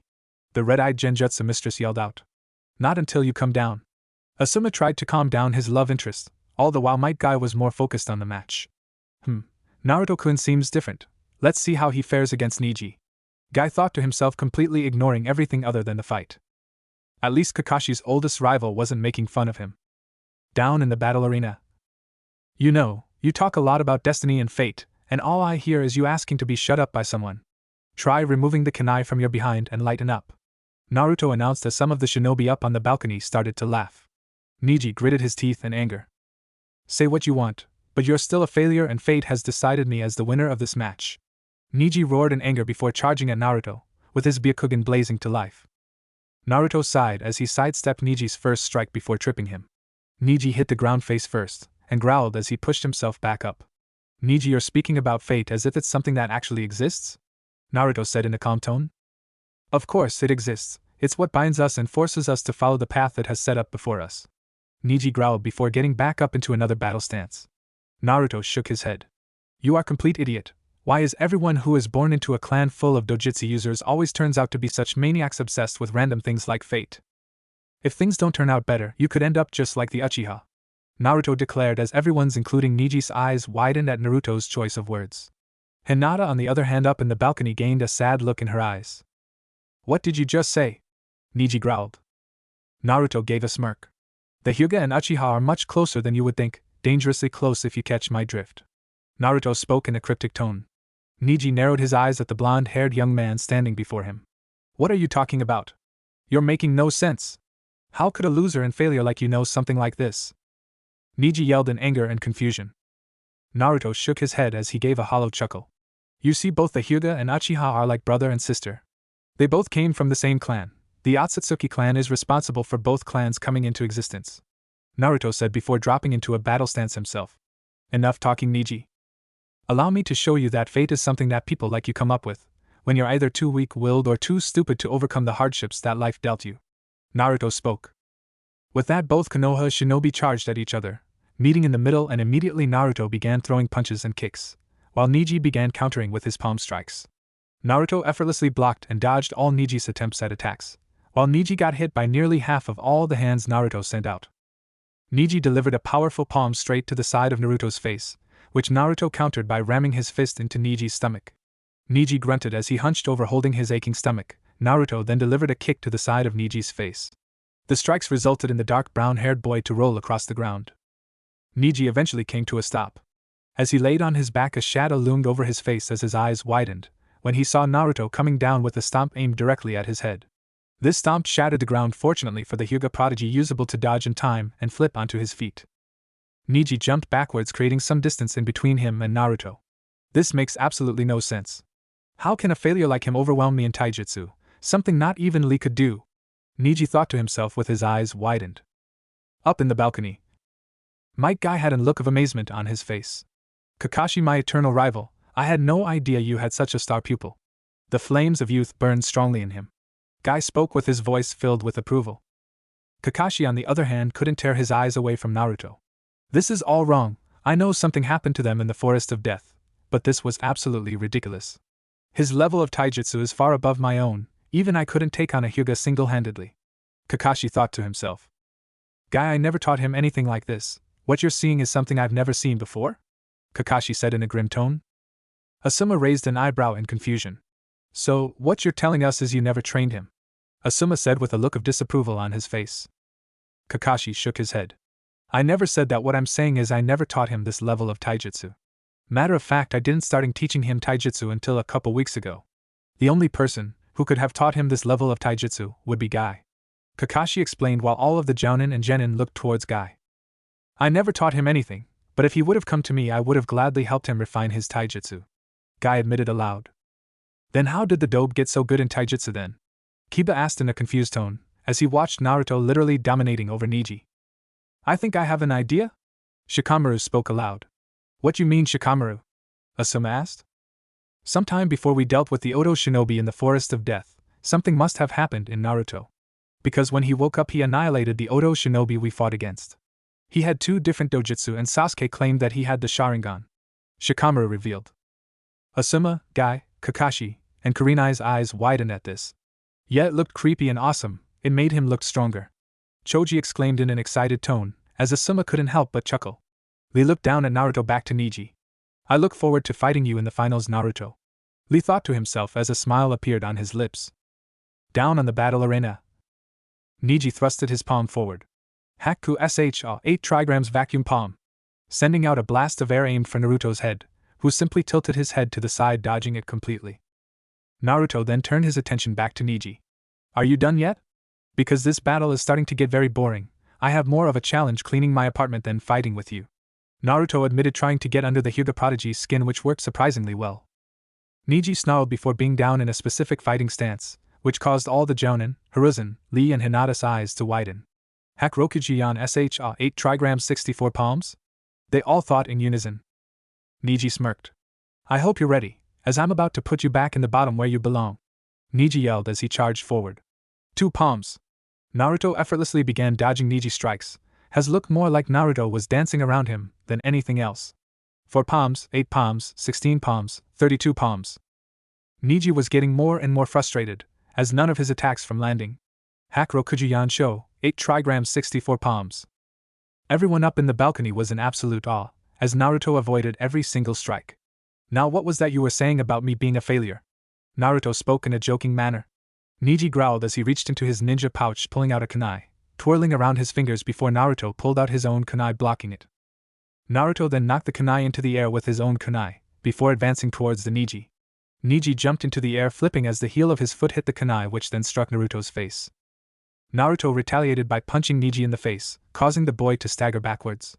The gash on Naruto's face closed almost instantly. Naruto began waving hand seals, inhaling a large amount of air. Naruto spat out a large blue fireball. Katon, Go Kaku no Jutsu, Fire Release, Great Fireball Technique. Once again Naruto caught everyone by surprise, as they thought the only ninjutsu he possessed was Kage Bunshin. Neji's eyes widened as he dodged the fireball, which exploded, sending debris and dust flying everywhere. Neji recovering just in time to see Naruto running towards him, Naruto jumped into the air, quickly placing his hands on Neji's shoulders before driving him directly into the ground. Neji quickly jumped up only to get kicked in the face by Naruto. Neji jumped back up onto his feet, fueled by anger and rage. He wanted nothing more than to end Naruto. However, that wish would not come to fruition. In a quick motion, Naruto jumped up, wrapping his leg around the Neji's body and slamming into the ground once more. I think you're overdoing it, Naruto-kun. Kihana spoke to her host/love interest. I didn't think Sasuke's influences would affect me this much, but Neji needed to get knocked off the hill put himself up on. Naruto replied. Kurami snorted. Knocking him off a hill? It's more like you blew up the hill and let him fall. Kurami giggled in amusement. She was enjoying this Naruto much more than the previous one. Naruto rolled his eyes as he delivered a powerful kick that could crack full-grown trees in half to Neji's stomach, which sent the Hyuga prodigy flying into the wall. Naruto winced as he saw Neji fall to the ground, knocked out cold. Hate stood there with a look of pure shock. Proctor-san, I believe he's knocked out and I think I won. Naruto spoke in a sheepish tone as he scratched his cheek nervously. Hate snapped out of his little spell before nodding and walking over to Neji. Winner by knockout, Uzumaki Naruto. Medic. Hate announced as the medic Neem quickly carried Neji off to the hospital. Temari and Kankuro both were sporting looks of pure shock and disbelief, while Gaara remained silent. So that is the power that one gains from protecting something that's precious to them? If that is the case, I have a long way to go. Gaara thought to himself as Shikaka nodded in agreement. That you do, Gaki, that you do. Shikaka replied in agreement. Temari's whole body shivered. You have to be kidding me. That's seriously the same little twerp that was wearing that obnoxiously bright orange jumpsuit. What the hell happened to him? Temari all but yelled in surprise. How the hell am I supposed to combat this guy? I just hope I don't have to fight because that would be one hell of a brutal fight. Kankuro replied to his sister's comments. Sighing, Naruto made his way up the stairs back up to the balcony, to where he was confronted by Kakashi. Naruto. Kakashi spoke in a stern tone with his single eye narrowed. Yes, Kakashi-sensei? Who taught you how to fight like that, and is it true that you have the Sharingan? Kakashi wanted to get the bottom of this. If you want to know the answer, meet me in Aji-san's office after the preliminary rounds. As I'm not at liberty to say, due to this being a SSS rank secret, punishable by death. But I will tell you this is tied to what happened to me in the Forest of Death. Naruto explained. Kakashi's single eye widened in surprise. SSS rank secret. Just what the hell happened in the Forest of Death? Kakashi began to ponder. Oh, and Kakashi-sensei. Naruto said, to which snapped Kakashi out of his train of thought before he turned around. Yeah? He replied in a confused tone. Make sure you come alone. Naruto said just as Sakura and Ino returned from the infirmary. The board once again changed to the next battle. Will Hyuga Hinata and Akimichi Choji please come down to the battle arena? Hate called out as Hinata and Choji got kind of scared, but nonetheless they both made their way down. As soon as the proctor started the match, Hinata activated her byakugan before getting into a battle stance. Choji began to shiver in fear before entering his Nikuden Sasha, human bullet tank, in a very sloppy manner. Choji started to spin, moving at a great speed towards Hinata. Hinata carefully watched him approach before dodging to the side and placing her foot directly in front of Choji's path. This very action made Choji rise into the air, causing him to end his technique and allowing Hinata to deliver a few decent juken strikes which left Choji unconscious on the ground. Hate pretty much already knew Hinata won. Winner by knockout Hyuga Hinata. Medic, Hate announced. Next up was the Taijutsu Genin against the Inuzuka Genin. Will Inuzuka Kiba and Rock Lee please come down to the battle arena? Hate called out as Kiba and Lee both made their way down to the arena. Yes, finally is my turn. Kiba-kun, are you ready to show them the power of youth? Lee howled and making everyone wince in pain at how loud his tone truly was. Yes, that a boy Lee show Kiba-kun the power of youth. He will make a fine eternal rival for you, Guy yelled. Kiba was sporting a horrified expression on his face. What? Was all the dog user could mutter. Yes, Gi-sensei, I will show him the power of youth, Lee replied. Lee. Gi-sensei. Lee. Gi-sensei. Both student and master moved in and hugged each other, as the background completely morphed into a beach as the water came rushing between them and crashing into the rocks. Tears could be seen shining as the sun was going down.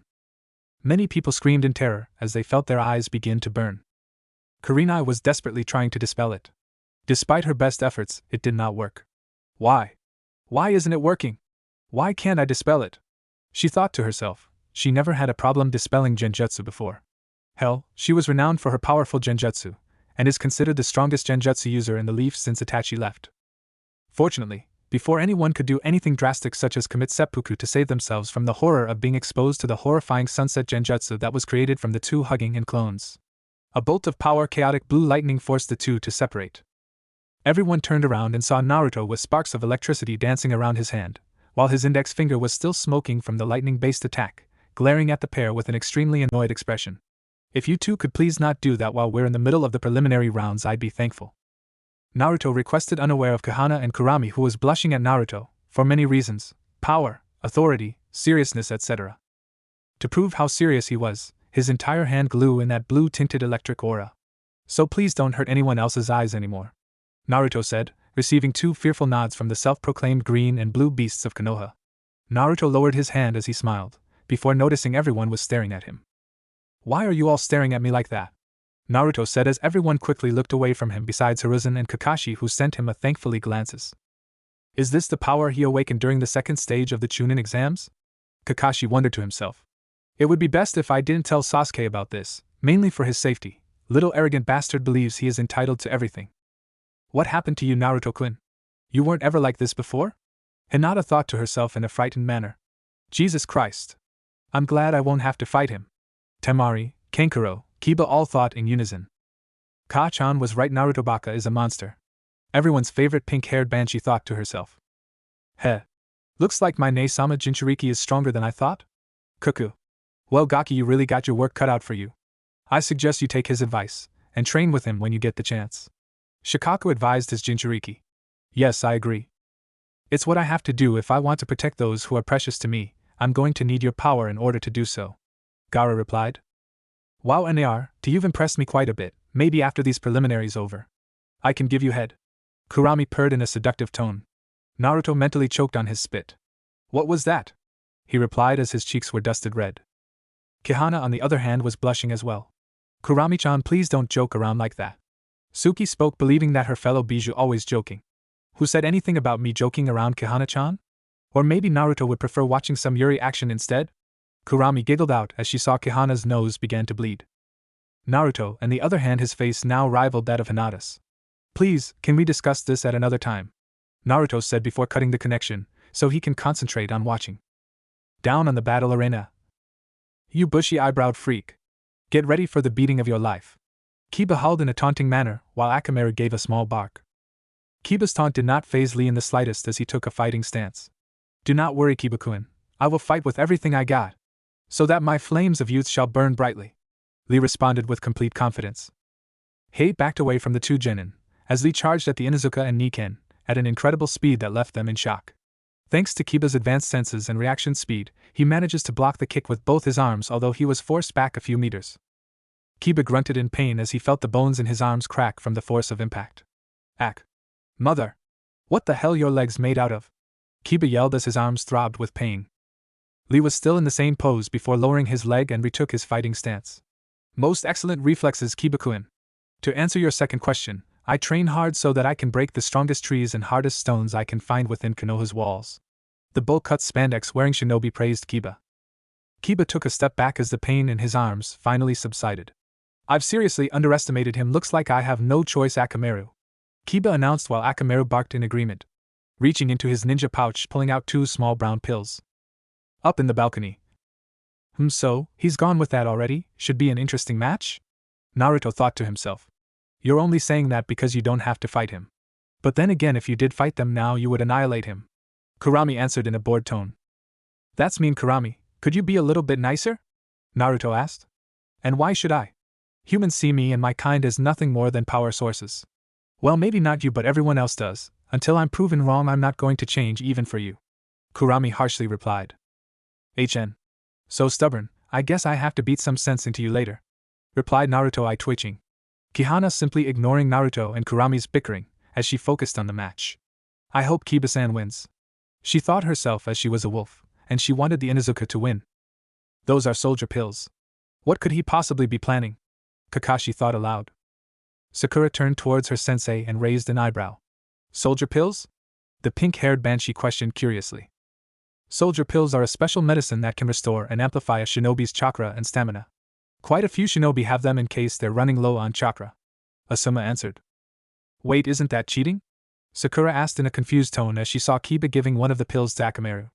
Naruto, Kihana, and Kurami along with all of the Jounin and Hiruzen mentally smacked themselves. Wow, she really is that stupid? They all thought in unison. Kakashi shook his head of all negative thoughts before answering. No, because they are categories as a shinobi tool just like kunai and shuriken. Kakashi explained as he saw Kiba eat the other one. But it's best to use them as a last resort, because consuming too many can result in negative effects from overusing them. And believe me, I've seen what happens, it's not very pleasant. Kakashi said, remembering one of his many ANBU missions. Down on the battle arena. Lee smirked before getting back into his battle stance as he looked at his opponent. This is getting interesting, he stated quietly. Both Kiba and Akamaru began to change slightly after swallowing the pills. Akamaru's hair turned more feral and a brownish red and began growling furiously, while Kiba's teeth were now turning canine-like and his nails became much sharper like claws. Kiba then dropped down on all fours. Let's go, Akamaru! He growled in a beastly manner as the small dark red Niken jumped on his back, barking in equally beastly manner. Kiba then formed the tiger hand seal. Beast mimicry. Within an instant, the two were covered in smoke as Lee waited patiently so that he could fight Kiba at his best. As soon as the smoke cleared, revealing Akamaru had transformed into a carbon copy of his partner. Jujin Bunshin, beast human clone. Kiba and his doppelganger are declared in unison. Lee's smile grew even wider as he saw this. Impressive. Now let us fight more, he declared with excitement. That a boy, Lee. Show your opponent the power of youth. Guy howled from up on the balcony, smiling and giving a thumb up. Yes, sir. Lee instantly responded with a salute. The doppelganger duo growled in response. We'll end this now, Kiba declared while Akamaru growled and jumped off his partner. Very well then, here I go, Lee responded as he charged at the duo. The two Kibas began to spin in place before charging at Lee. Gatsujie, Fong passing Fong, Kiba declared. Lee came to a full stop as he saw the two deadly twisters heading at him in alarming speed. Thanks to some quick footwork, he dodged the two twisters, with minimal effort. The doppelganger duo didn't let up as they quickly stopped, before beginning another assault.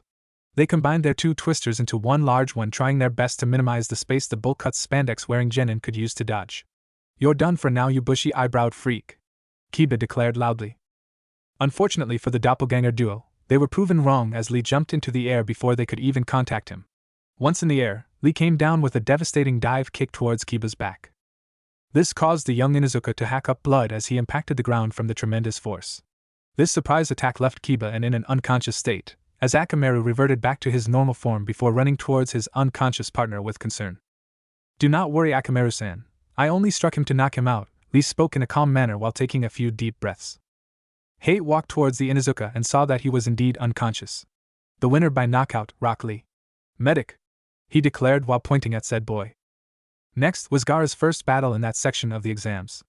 "Will Kinyuta Dosu and Sabaka no Gaara please come down to the battle arena?" Hate called out as Dosu and Gaara both made their way down to the arena. Gaara didn't hesitate as he sent out 10 shuriken he made with his sand towards the enemy. Dosu didn't expect such a sudden attack and then quickly. Dosu was quickly rising when he noticed his feet were caught by something. Looking down really quickly, he saw sand wrapping around his feet. Like a long tentacle, the sand swung Dosu from left to right before throwing him into the wall. The sand soon returned, leaving an unconscious Dosu stuck in the wall. "Winner by knockout, Sabaka no Gaara." Hate spoke plainly after seeing such a quick battle during the final match of the preliminaries. The finals for this year's Chunin exam will be held in main arena in 1 month time. Here is the opponent list. Take a good look. Hate spoke as he showed everyone a piece of paper in his hand. Hyuga Hinata vs Sabaka no Kankuro. Sabaka no Temari vs Naresh Shikamaru. Lee Rock vs Uchiha Sasuke. Sabaka no Gaara vs Uzumaki Naruto. The end. Chapter 5. Naruto had been laying on a large comfortable bed inside the master bedroom of his parents' home. In the seclusion on his new home, Naruto had changed his usual attire to a pair of shorts, as he had recently got out of the shower. Naruto was pleasantly surprised that Hiruzen was so willing to give him his parents' house, but then again, he wasn't complaining. Naruto was simply thinking about everything that had gone on earlier in between him, Kihana, Kurami, Hiruzen, Jiraiya, and Kakashi. Jiraiya and Kakashi's reactions weren't that surprising. Knowing that now his senseis were alive once again brought a smile to Naruto's face. Flashback. Naruto, followed by Kakashi, made their way to Hiruzen's office. Upon arriving at the Hokage mansion, the student and teacher duo continued on until they found the door separating them from Hiruzen. Naruto gently knocked on the door despite the protesting of the secretary, which he ignored. "You may enter." Hiruzen's voice sounded out from the other side. Upon opening the door, Naruto froze in his tracks. Standing on the other side of the room, leaning up against the wall, was a familiar tall man with waist-length spiky white hair tied in a ponytail, and 2 shoulder-length bangs framing his face. There was a single red line under each of his eyes which ran vertically down to his cheeks. His usual attire is a green short shirt, kimono, and matching pants, under which he wore mesh armor that was visible at his wrists and ankles. He also wears handguards, a black belt, traditional Japanese wooden sandals, and a red haori with 2 yellow circles on each side. Naruto's eyes welled up with tears before he yelled out something much to the dismay of white-haired man. "Iaro Sennin!" Naruto cried out as he flew across the room and tackle-hugged Jiraiya to the ground. Hiruzen simply blinked a few times before bursting into a fit of uncontrollable laughter. That nickname suits him perfectly, Hiruzen thought to himself as he clenched his sides in pain from the laughter. Kakashi, on the other hand, simply stood there not knowing what to think, as he was unsure of how Naruto knew Jiraiya. How does he know Jiraiya-sama? More importantly, why does Jiraiya-sama allow him to call him such a name, even if it suits them perfectly? Kakashi thought as he sweat dropped. Naruto's tears began to fall out onto his godfather green kimono, who was obviously uncomfortable by the entire interaction. Jiraiya looked at Hiruzen, who finally stopped laughing and watched the scene with a warm smile on his face. "Naruto, I believe that's enough for right now. You can hug Jiraiya-kun later, he isn't going anywhere for this month," Hiruzen said as Naruto hesitantly released Jiraiya from his death grip. "What was all that about Gaki?" Jiraiya asked in a confused tone. Naruto sighed as it was going to be a very long explanation, but it was only fair that both Ero-sennin and Kakashi-sensei knew the truth. "Okay, what I'm about to tell you may be difficult for both of you to believe, but it's true. Ahem, Kuchios no Jutsu."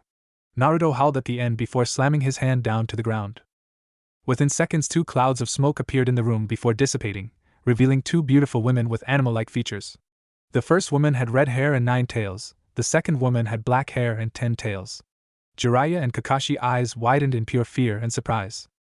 Reacting quickly, Jiraiya immediately pulled out a suppression seal and prepared to strike. Jiraiya-kun is no need for that, both are trustworthy. You'll be interested to find out why Kurami-san attacked the village. Hiruzen stopped his student from possibly getting himself killed. Jiraiya hesitantly stared at his sensei and only nodded before pocketing the seal.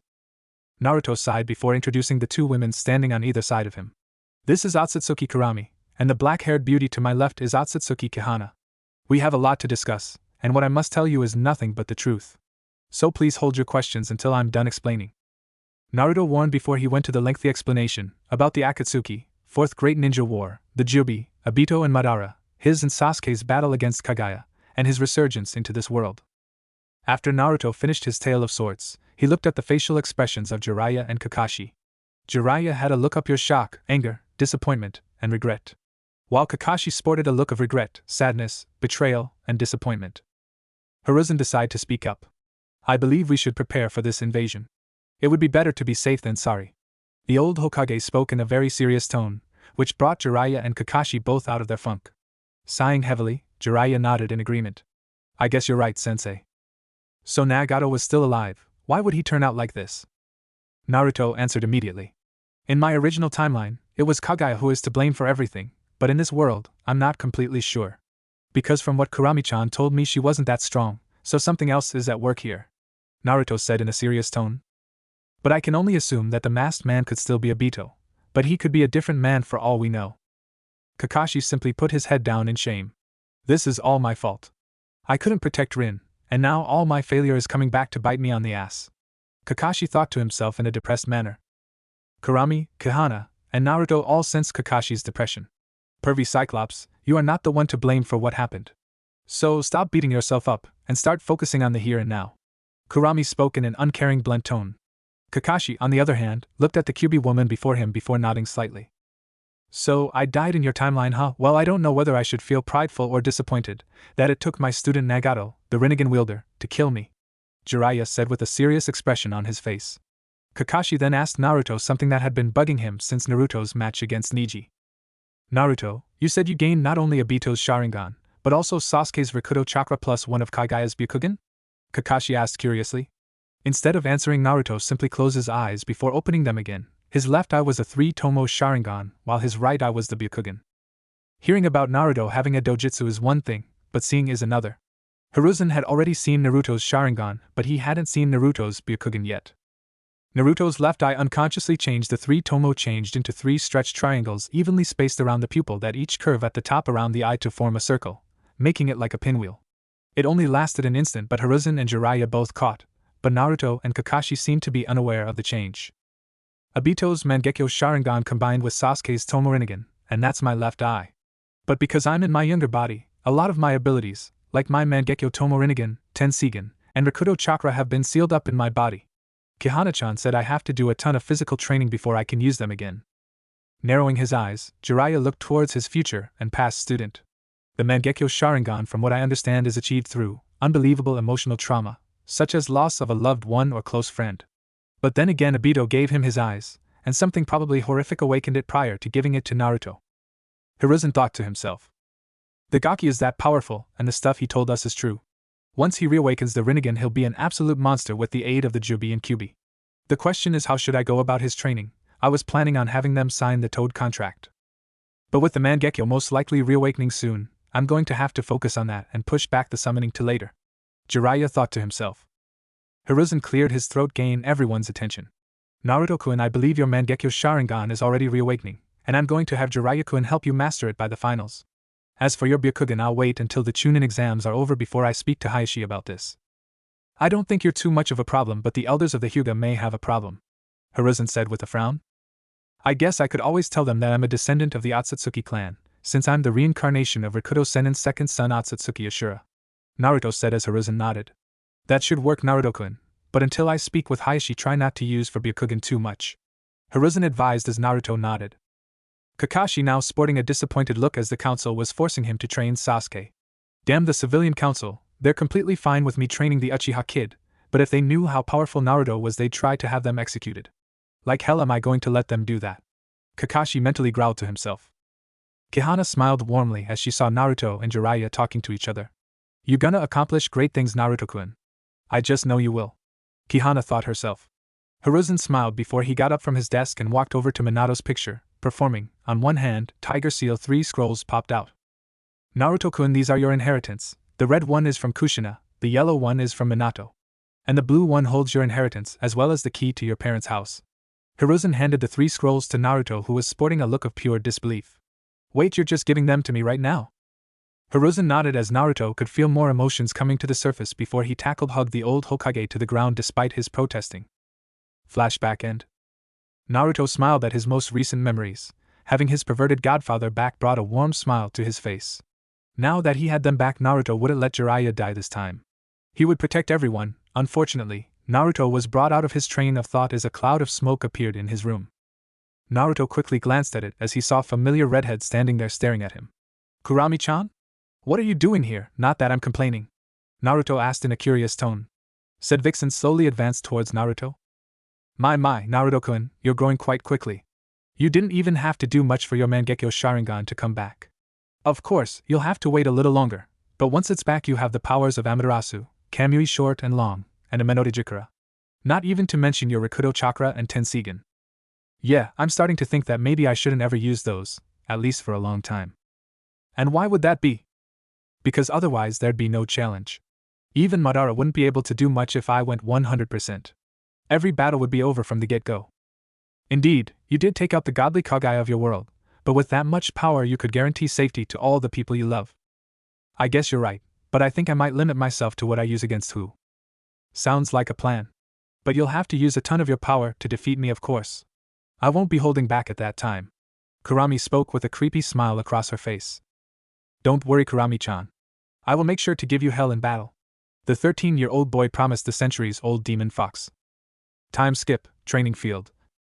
Naruto made his way towards training field 22, where he and Jiraiya decided they would begin his training. Jiraiya, still the same man as his other world counterpart, was behind a bush peeking at a bunch of young women who were playing in a lake. Arrow Sennin, I'm here. Naruto yelled out. Jiraiya's eye twitched. Damn it, Gaki! Don't call me that. Jiraiya yelled out comically, which Naruto retorted in an equally comically manner. I'll start calling you that when you stop peeking at women. Naruto yelled out as all the women on the other side of the bush screamed out in terror before running. Jiraiya began to cry comically. No, you ruined my precious peeking. No, I mean research. Jiraiya cried as Naruto shook his head and laughed. Here, Arrow Sennin, I have a little present for you. Naruto said, hoping to cheer up his Arrow Sennin. Jiraiya was slightly interested as Naruto put his hands together, forming the ram symbol. Transform. Naruto's body was covered in a thick white cloud of smoke. When it dissipated, Naruto was revealed to no longer be there. In the place of the young teen boy was a beautiful woman with long blonde hair and twin tails. She wore nothing to cover herself, relying on 2 thin lines of smoke to cover her private parts. View of this beautiful woman nearly rendered Jiraiya unconscious as he fell to the floor. Naruto transformed back and laughed at his teacher, who was struggling to not die from the blood streaming out of his nose. Truly, this kid is the child of prophecy. This'll be so helpful for my research, he thought before standing himself up. After Jiraiya calmed down, he stood in front of Naruto once more. Alright, Gaki, show me what you can do. Naruto nodded before extending his right hand out. Strong chakra began spiraling in a circular fashion, before forming a perfect sphere of chaotic spiraling chakra. In Naruto's other hand, lightning began sparking to life before it formed the Chidori. Jiraiya's eyes widened at this. Damn, that's impressive. I never thought he could use Chidori and Rasengan, let alone at the same time. The Gamma Sennin thought to himself. Gaki, where did you learn the Chidori from? Jiraiya asked curiously. Naruto cancelled both of his jutsu before answering his perverted sensei. I use Rikudo Sennin mode, so I have complete understanding of all 5 nature forms, including Yin, Yang, and Yin-Yang release, and I can also perform most ninjutsu with just one hand. Any jutsu I haven't seen or used I can learn with my Sharingan, Naruto explained, which surprised Jiraiya. He can use any ninjutsu with just one hand, and he performed Chidori purely from memory? He's truly a genius, probably even more so than Minato. Jiraiya thought to himself in bewilderment. Jiraiya then decided to ask another question. How well can you use your Biju's chakra right now? Jiraiya asked when you know what his relationship was with Kurami and Kihana. Naruto then answered. With Kihana I can use her power whenever I want, although due to my weaker body and not having the rinnegan awakened, I can't really use more than 5% of her chakra. If I use any more, it will overload my body and could injure me. I'd probably be in the hospital after 10%. As for Kurami-chan, I must earn her respect first, and until that point I will not ask her for chakra. Naruto answered. Jiraiya frowned at this. So, he needs to strengthen his body and reawaken the rinnegan before he can use Kihana's chakra. And Kurami won't let him use her chakra until he gets her respect. Jiraiya thought. Do you think with 5% of Kihana's chakra would you be able to defeat Orochimaru when he attacks Konoha? Jiraiya asked, not realizing how powerful Kihana truly was. Naruto stared Jiraiya with a deadpan expression. Did you ask me to fight Orochimaru, using Kihana's power? Naruto asked in a confused tone. Jiraiya was quick to respond. Well, you did say you can utilize some of your power with no negative side effects, and she's willing to lend you power whenever you want. So, I honestly don't see anything wrong with that, Jiraiya replied. Naruto sighed but couldn't help but smile. First, Kihana is a couple hundred if not 1,000 times stronger than a Kage-level shinobi. Second, there won't be a fight if I use Kihana's power against him. It would be like firing a Bijudama, tailed beast ball, to get rid of an anthill. I can literally destroy the 5 great nations with her power alone, not that I ever would. But to answer your question, yes, using 5% would completely crush Orochimaru if things get really hairy. Naruto explained to his perverted sensei, whose eyes widened. You're serious? You can literally destroy the 5 great nations on your own with her power? Jiraiya sounded scared. Naruto nodded. Yes, I could use the power one gained from becoming the Kihana's Jinchuriki is 20 times greater if not more than the power you gain from the rinnegan. But here's the kicker, you need the rinnegan to become the Jinchuriki of Kihana or the Gedo Mazo. Naruto explained. Jiraiya was as white as a ghost. He knew some things about the Rikudo Sennin and the rinnegan. What exactly is the rinnegan truly capable of? Jiraiya asked, slightly afraid of the answer she might get. Naruto sat down before rubbing his chin. It's kinda hard to say, but basically the basic abilities you get are the ability to see chakra in its initial state, you can see barriers, you can see invisible targets. You gain all 5 basic changes in chakra nature, as well as the ability to master any non-Kekai Genkai ninjutsu. Now the Rikudo no Jutsu, 6 paths technique, are separated into 6 different categories. The first being Tendo, Deva Path, which allows the user to manipulate gravitational attraction repel forces. Next is Shirato, Azura Path, which allows the user to create mechanized limbs, weaponry, and armor. After that is Ninjendo, Human Path, which allows the user to read anyone's mind as well as the ability to rip their soul out. Next is the Chikashoto, Animal Path, which allows the user to summon any type of creature they can imagine. Gekido, Preta Path, allows the user to absorb an infinite amount of chakra. Jigakudo, Naraka Path, which allows the user to summon the King of Hell to either heal or interrogate. Naruto explains as Jiraiya simply sits there growing paler. Naruto smirks at his sensei's expression. That's not all, is the 7th path, as well as unique abilities each rinnegan user is able to unlock.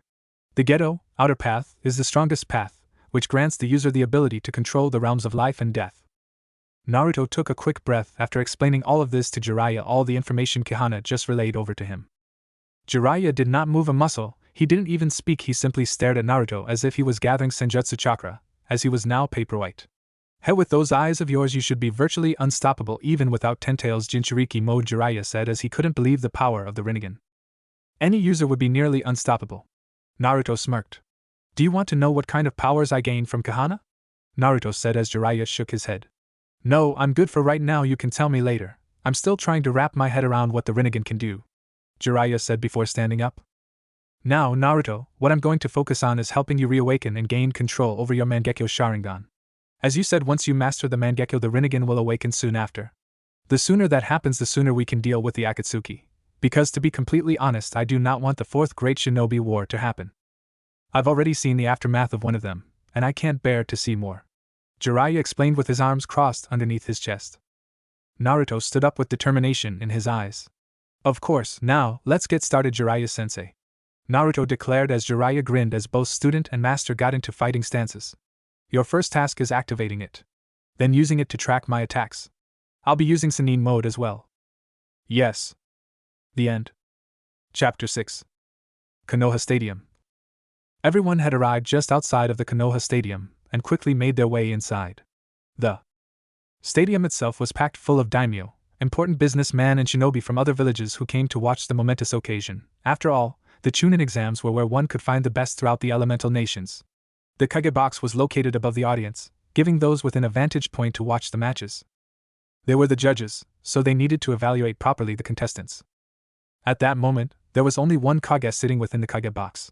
The Hokage was the first and had 2 bodyguards, waiting for the next Kage to join them. The first bodyguard was Namishi Rado. His most distinct feature was probably the web-like scar on his face, running across the bridge of his nose and down across the left side of his face. While the second bodyguard was the legendary Gama Sannin and self-proclaimed super pervert, the gallant Jiraiya. It seems like Uchiha Sasuke is missing, Jiraiya commented, which Hiruzen nodded. That's what we get for letting Kakashi be a sensei. Let's hope Sasuke doesn't pick up Kakashi's bad habit of being late. Hiruzen grumbled while rubbing the bridge of his nose. It was then that Hiruzen and Jiraiya noticed that Raza, the Kazekage, had finally arrived. The Kazekage was known for manipulating gold dust in a similar fashion to how Gaara manipulated sand. Hiruzen put on a fake smile. Greetings, Kazekage-sama. I'm glad you made it. I trust that your trip wasn't too troublesome. Orochimaru, in disguise, replied without missing a beat. It was quite pleasant, Hokage-sama.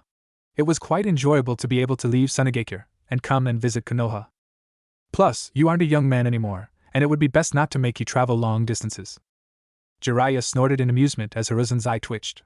Don't treat me like some frail old man. I still have some mileage left in this body, and I intend to remain Hokage for a few more years anyways. Hiruzen spoke with pride in his voice. Oh, who am I kidding? The first person I see who is a worthy candidate for Hokage, I'm giving them the position. Hiruzen complained in thought. The Kazekage glanced down at the arena before raising an eyebrow. It seems like you're missing an Uchiha? Jiraiya was quick to answer. His sensei is Hatake Kakashi, and he's notorious for being late to everything, Jiraiya said with a smirk as the Kazekage nodded and took his seat. He sat in the second chair.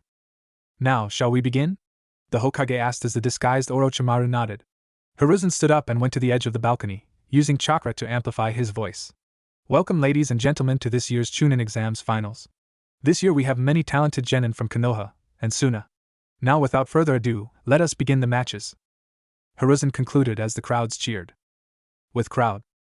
How could they start the matches without Sasuke-kun? Everyone's favorite pink-haired banshee yelled out. Chill the hell out, Sakura. He still has plenty of time before his match starts, Kiba said with an annoyed expression on his face as she glared at him. Did Gaara kill the Uchiha? I told him to lay low. Baki thought, looking at Gaara, who looked much calmer than normal. Everyone shut up, it's about to begin, Ino said as everyone looked down to the arena and noticed that Hate was about to speak. In the arena, Hate explained the rules to the participants, which were nearly the same as the preliminaries. Now let us begin, Hate said, but got interrupted by Lee. Are we starting without Sasuke-kun? He asked. He has until his match to show up, otherwise he'll be disqualified immediately. Hate explained while Lee put his head down in regret. Does anyone else have any more questions? No, then let's get started, Hate said in a somewhat impatient voice, as he'd much rather be spending his day off in bed with his girlfriend Yugao Yuzuki. Sabaku no Kankuro and Hyuga Hinata stay, the rest of you go to the waiting area, Hate announced, and everyone else left. Proctor, I forfeit, Kankuro announced as he received many boos and unpleasant remarks from the audience. Okay, winner by forfeit, Hyuga Hinata, Hate said with a blank expression. With crowd. Hayashi had a very annoyed expression on his face, while Hanabi was slightly displeased. To-sama, why did that makeup-wearing boy forfeit against Ne-sama? Hanabi asked in a cute tone while her father looked at his second daughter and current heir to the Hyuga clan. That boy was a coward and nothing more than a weakling. To deny your sister the chance to prove to everyone how strong she truly is. Hayashi grumbled in an annoyed tone. Naro Shikamaru and Sabaku no Tamari, please make your towards the arena, Hate called out. This fight went the same as it did in canon. Winner by forfeit, Sabaku no Tamari, Hate announced. With crowd. That good-for-nothing lazy-ass bum, Ino groaned as she faces palmed. To sit around and do nothing in the shade for almost the entire match, before forfeiting. Did you really expect him to try? This is Shikamaru we're talking about. Sunlight would be too troublesome for him. Naruto spoke in a bored yet amused tone. Ino gave a sigh of defeat. I guess, she replied. Kagebox. Well, that match was certainly anticlimactic, Hiruzen said as he watched Shikamaru give up. Yes, but he displayed a very good tactical mind. He would make a good strategist. I wouldn't expect anything less from a Nara, Jiraiya thought aloud. Rock Lee and Uchiha Sasuke, please make your way towards the arena. Hiruzen heard Hate called down from the arena. Yes, looks like he will be disqualified, Hiruzen said as he was getting ready to disqualify Sasuke when Orochimaru in disguise interrupted the elderly man. Please wait, Hokage Dano. I wish to see the Uchiha fight that Rock Lee. Let's continue with the rest of the matches until he arrives, the Kazekage said. You do realize that if he isn't capable of responsible missions, then he isn't worthy of being a chunin. Hiruzen fired back. If I understand correctly, Hatake Kakashi is an elite jounin, and yet he is hours late to almost all of his missions. The Kazekage smugly replied. The Hokage knew that the Kazekage had a point and there was nothing he could do to argue. As you wish, but if he isn't here when his time is, then he will be disqualified. Hiruzen spoke with a defeated sigh. Of course. The masked Kage replied. Hiruzen turned to his bodyguard and he went to Hate and explained the situation. In the arena. Uzumaki Naruto and Sabaka no Gaara, please make your way to the arena. Hate called out. Naruto and Gaara both appeared using their own versions of Shunshin. Naruto was wind and Gaara was sand. Uzumaki Naruto and Sabaka no Gaara, are you both ready? Hate called out, and both nodded. Hate jumped back to a safe distance as Gaara did something highly unexpected. He took off and discarded his sand gourd. This action surprised not only both of his siblings but his sensei, as well as the disguised Orochimaru. Naruto simply raised an eyebrow in slight confusion. Gaara, what are you doing? Naruto asked curiously. Gaara looked straight into Naruto's eyes. I wish to test the fruits of my labor against you. Shikaku and me have come to terms with one another and I wish to test out my power against yours, Gaara said with a voice filled with determination. Naruto acquired a serious expression on his face. Does this mean he has chakra mode? Naruto thought to himself. Naruto, I will lend you my chakra for now, but don't expect me to do this again anytime soon. Kurami called out from his mindscape. Naruto's eyes widened slightly. Kurami-chan, when I was planning on using my Kurami, cut him off immediately. No. The Mangekyo Sharingan would be far too much for him to handle. Plus I'm only giving you enough chakra to enter into your chakra mode as you call it for 6 minutes. So, don't waste it on any flashy jutsus. Do you understand me, Naruto? Kurami replied in a serious tone, as she wished to test the strength of her younger brother's Jinchuriki. Naruto gave a defeated sigh. In his training with Jiraiya prior to the finals of the exam, he had fully awakened his Mangekyo Sharingan and rinnegan. He had regained the Kamui, Amaterasu, Amenotejikura, and the Rikudo techniques. Unfortunately, he hadn't yet regained his Tenseigan, nor his Rikudo Senjutsu, therefore he did not have his higher tier abilities like, or Jubi mode, but they weren't necessary against the newly perfected Jinchuriki. Okay, you win, Kurami-chan. Kurami gave a victorious smirk. Thanks. Kihana smiled as Naruto and Kurami had been slowly getting friendlier towards one another since the beginning of this month-long training session. Won't be long now before those two are best friends. It seems he's a good influence on her too. She's less cold and friendlier now because of Naruto-kun. Kihana thought herself with a warm smile spread across her lips. Without warning, Gaara clapped his hands together. His entire body was suddenly cloaked in a thick potent tan flickering flame chakra shroud, with dark blue natural curse seals spread across the chakra shroud. Gaara's scara turned black, with yellow irises and pupils that each takes the shape of a black 4-pointed star with 4 black dots around it. With crowd. This took the crown by surprise, but no one was more surprised than Kankuro and Temari. What is that? I've never seen that form before. Kankuro spoke in a frightened tone, while Temari shook her head. I honestly don't know. I don't feel any bloodlust coming from him now, only some form of excitement. Baki stared down at the red-headed Jinchuriki before narrowing his eyes. What is this form? No bloodlust coming from him. How could he have gained this much control over Shikaku in such a short period of time? You better not screw this up, Gaara. We have a lot riding on you. We can't afford to have you exhausting yourself right here and now. Baki thought to himself. In the arena? Whoa! I thought only the Kyuubi Jinchuriki could use the Bija cloak. Naruto shouted in his head. Nope, in this world, Kurami explained.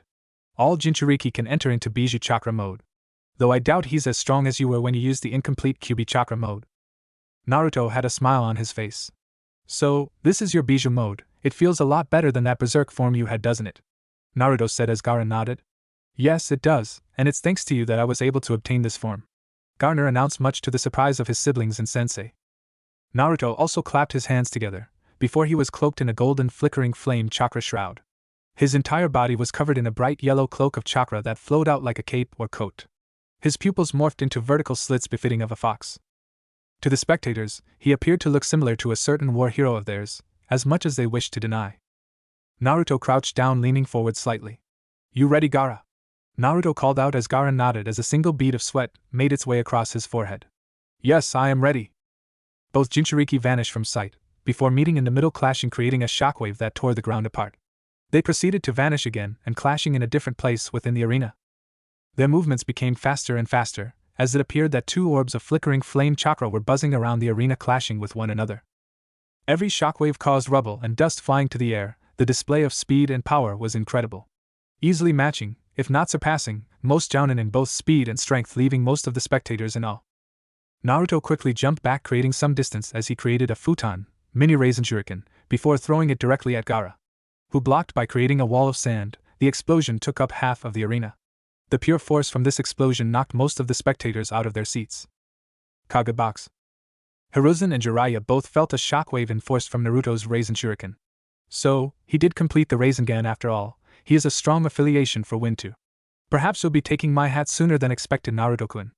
Hiruzen thought with a smile on his face. Jiraiya smirked. Gaki, you are going to go far much further than me or Minato ever could. Jiraiya thought of his godson. The Kazekage/Orochimaru stared down at Naruto with a neutral expression. That one is Uzumaki, Naruto, correct. He's very powerful and is easily be Chunin if not a Jounin. The masked Kage said. How can that brat be this powerful? What happened to him? He shouldn't be able to use the Kyuubi's power. Yet he's using it flawlessly here, and he couldn't even utilize it consciously a month ago. What the hell happened? Orochimaru mentally screamed and cried in frustration. You are correct in terms of power, he could easily be a Jounin. But he lacks the experience, so he will be promoted to Chunin first. Hiruzen lies through his teeth. Naruto had enough experience to be a Kage, so most likely Naruto be promoted to Jounin. The Kazekage nodded in agreement. With crowd. What the hell? Sakura, Ino, and Kiba all yelled out in unison. The cigarette dropped from Asuma's agape mouth. That was an extremely powerful wind-release ninjutsu, but what I don't understand is where could he learn something that powerful in such a short amount of time? Asuma said aloud. Kurenai studied Naruto's movements carefully. And that chakra surrounding his body, it feels like the Kyuubi's only more purified. She muttered. Enko only nodded as she watched in awe as the two Jinchuriki clash one another. Gaara, Kankuro, and Temari both thought in unison. Baki remained quiet as he grew more and more nervous by the second. At this rate, this Uzumaki Naruto was bound to defeat Gaara eventually. Maybe this invasion was a mistake from the very beginning, the Suna Jounin thought to himself. Look at how youthful those two are. Just watching them fight makes me want to do 1,000 laps around Konoha on my hands. The blue beast of the leaf proclaimed proudly. Yes, Gi-sensei, I shall join you. Lee replied. Lee. Gi-sensei. Lee. Gi-sensei. Nuh. Everyone else shouted. In the arena, the two chakra-shrouded Jinchuriki continued to clash one another before they came to a full stop before they both went on the ground. Gaara, who wasn't used to moving this fast and wasn't very proficient in taijutsu, was panting heavily. While Naruto seemed completely fine, Naruto smirked. You're not getting tired on me, are you, Gaara? Gaara shot Naruto glare. I'm not good at taijutsu. I'm a long-range fighter, I rely mainly on ninjutsu and juinjutsu, so I'll tell you this much, I won't last much longer in this fight, you're simply too strong, Gaara said before closing his eyes and giving a small smile. But I'm grateful to you for showing me that there's more to fight for than myself. You showed me that I can attain even greater power, from protecting those who are precious to me such as Temari and Kankuro and even my idiot of a sensei Baki. Gaara spoke in a truly peaceful tone. Temari and Kankuro eyes widened at what they just heard. Baki was glaring daggers at Naruto. Katon, Kyubukaku no Jutsu, Fire Release, Nine Tails Great Fireball Technique. Naruto howled as he released a stream of golden flames from his mouth. Gaara narrowed his eyes before clapping his hands together. Ryusa no Taki no Nagar, Quicksand Waterfall Flow. Gaara created a large wave of sand to block Naruto's flames, which created a large wall of glass which Naruto shattered as he proceeded to dive bomb Gaara. This resulted in the two Jinchurikis blurring out again before clashing a few more times, leaving the arena in horrible shape. Gaara quickly jumped back, attempting to create some distance in between him and Naruto. Then let us finish this match. Gaara, come at me with the intent to kill, do not hold back. Naruto howled as Gaara crouched down and began performing hand seals. Sunryuden no Jutsu, Sand Dragon Bullet Jutsu. Gaara growled as he formed a massive dragon made from sand. Naruto smirked as he watched the giant dragon grow nearer by the second. Thanks for the chakra, Kurami. I'll be sure to pay you back later. Naruto announced to the red-headed beauty within him. Don't worry, Naruto, I'll collect my payment when everything is over. Kurami giggled perversely. Also, time's up, she spoke. Don't worry, I'll be using something else, he reassured. Naruto's chakra cloak vanished. Naruto's left eye was closed tightly as he cried tears of blood. Amaterasu. Naruto whispered, opening his eye, which had a genjutsu cast over it, so he wouldn't cause a mass panic throughout Konoha. Majestic black flames attached themselves to the dragon made from sand, completely encasing the large sand dragon in fire. Gaara's eyes widened as his sand dragon stopped moving within seconds was turned into a giant beautiful glass sculpture. Naruto smirked, wiping the blood from his left eye, before advancing towards Gaara, whose chakra cloak finally gave out. Gaara, there was a good match. Do you want to continue or forfeit? Either way, we can always have a rematch later, Naruto said as he extended his hand to Gaara. Gaara seemed surprised at first before making a fist bumping Naruto. Yes, I would like that sometime in the future, Naruto. Proctor, I forfeit, Gaara announced to the surprise of everyone. Hate nodded. Winner by forfeit, Uzumaki Naruto. The audience was dead quiet, before one person began to clap, then many followed suit. Naruto couldn't help but smile as he and Gaara both walked up the stairs together. With crowd. Temari and Kankuro both sat there dead quiet, they couldn't believe what just happened. I can't believe it. Gaara lost. Temari spoke in a tone filled with disbelief. Was all that she got out of war paint wearing brother. Baki just sighed in frustration. With Gaara defeated, the invasion was a complete bust. Kazekage-sama must be furious right now, and knowing him, he's going to take it all on me. Baki mentally whined in frustration. Asuma had a smirk on his face. It seems Kakashi chose the wrong person to train. Too bad he wasn't here to see what Naruto just did. Just to think that he had this much control over the Kyuubi's chakra, the boy's a true genius. Asuma praised Naruto. Kurenai and Anko both were clapping. Yes, you can tell he's already incredibly strong and he still has room to grow. He's not even his prime yet, he's already making us look weak. The Genjutsu mistress spoke in a positive tone of voice. Damn, that Gaki looks delicious, Yufufufu. I'm gonna ride him into the ground. Anko cheered in a perverted tone. Kurenai looked at her best friend with a deadpan expression. He's too young for you, and will you please get your mind out of the gutter? Anko simply looked at her best friend with a smirk. Does that Gaki look like a scrawny little weakling like the rest of them? Kurenai tried to come up with a retort but remained silent. Shikamaru was thanking Kami, Yami, Shinigami, and the almighty log that he didn't have to fight Naruto. Man, now that blonde is even more troublesome, glad I didn't have to fight him. Shikamaru thought to himself. Ino squealed with joy. Man, I can't believe how cool Naruto is now. Sakura's eyes widened in surprise. How could you betray Sasuke-kun like that? Naruto Baka is nothing more than a demon in human skin, Sakura yelled out. Ino and the others gasped at the ugly, undeveloped, obnoxiously large forehead, pink-haired girl who just said about her teammate. Sakura, how could you say that about Naruto? He's never done anything to you, besides ask you on the date every occasionally. Kiba growled. He's a demon, always will be, you're all blind to the truth, and you can't see what he truly is. Sakura retorted, only for the temperature in the area to drop about 20 degrees. She turned around and saw Neji standing there with a scowl on his face. You have some nerve talking about him that way. True, he may not be like that much among the villagers, but he opened my eyes to the truth. He showed me that people can defy fate and carve their own destiny. This battle should demonstrate that better than any other. Yet, here you are badmouthing him, when he's never done anything to you. Neji spoke in an angered tone. Hinata also nodded before standing up. And Naruto-kun is one of the best people I've met. He always puts the people he cares about before himself. And it's people like you that give him a bad name, and you never even try to understand. You just ignore him, you just simply call him names and run the other way. Hinata spoke in an assertive tone of voice, much to the surprise of everyone around her. Kagebox. Hiruzen had a proud look on his face.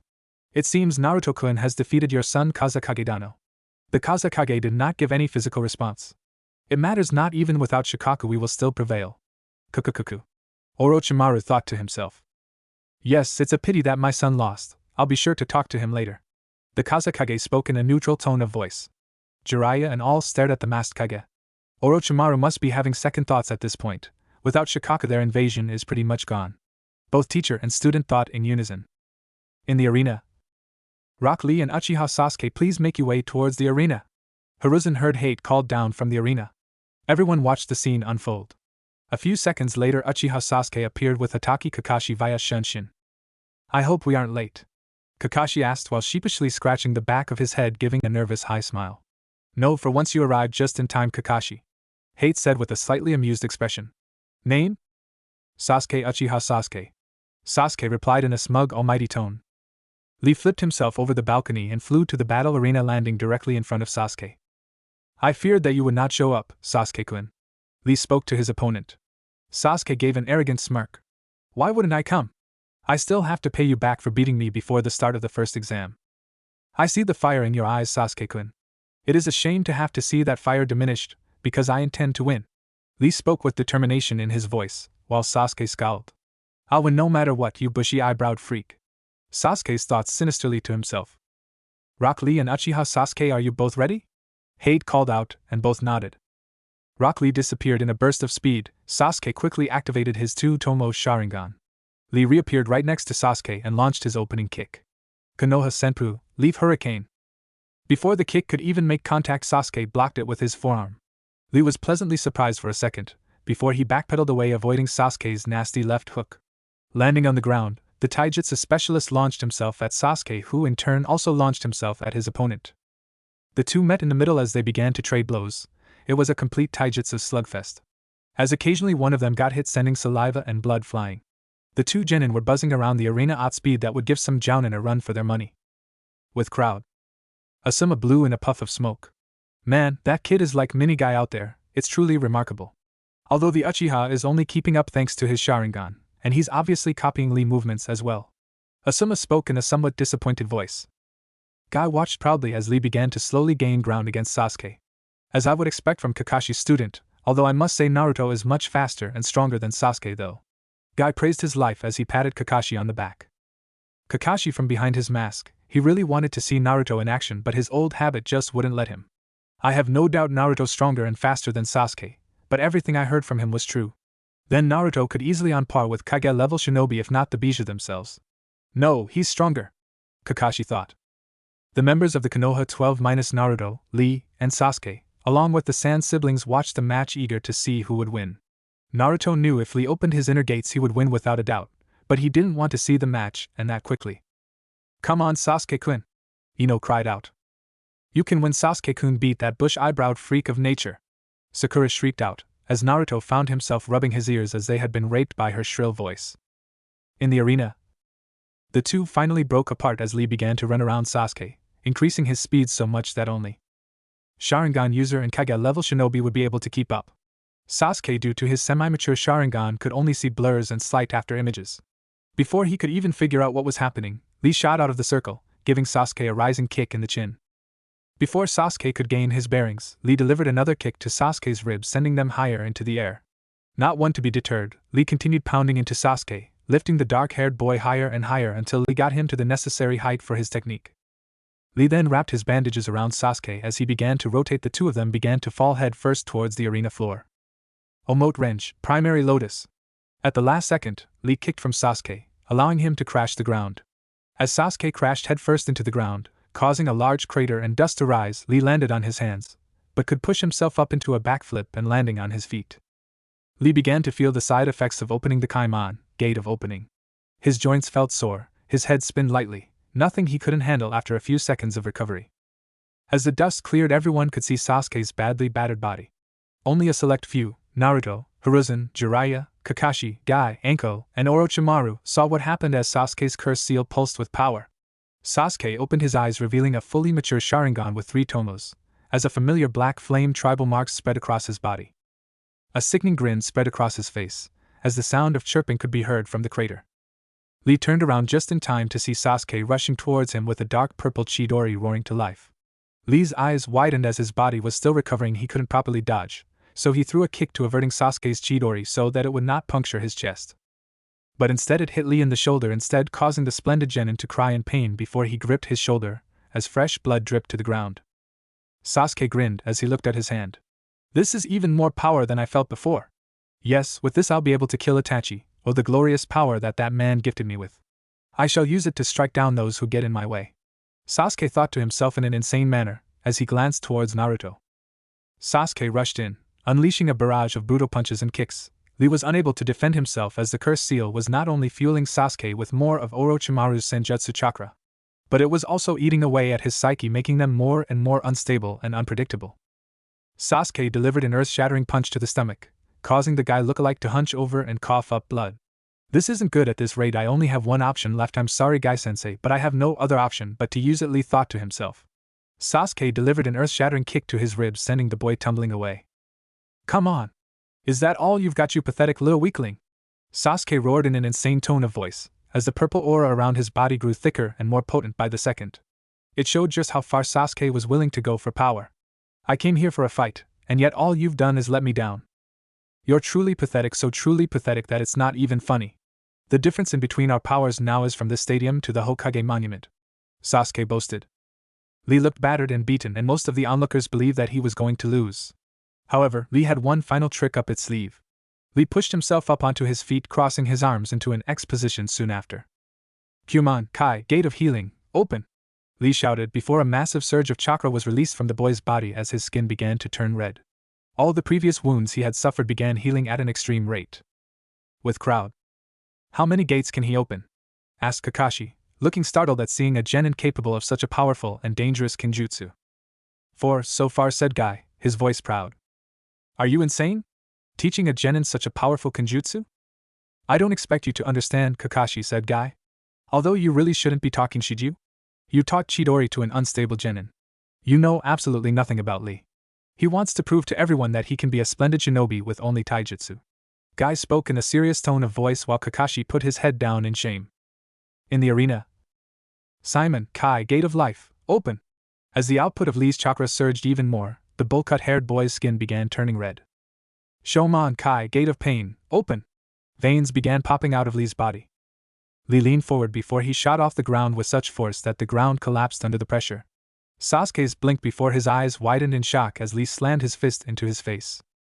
Sasuke was sent flying back. Lee then appeared behind him, using a kick to lift the Uchiha into the air. He repeated this action, this time sending Sasuke to the ground with a heel drop.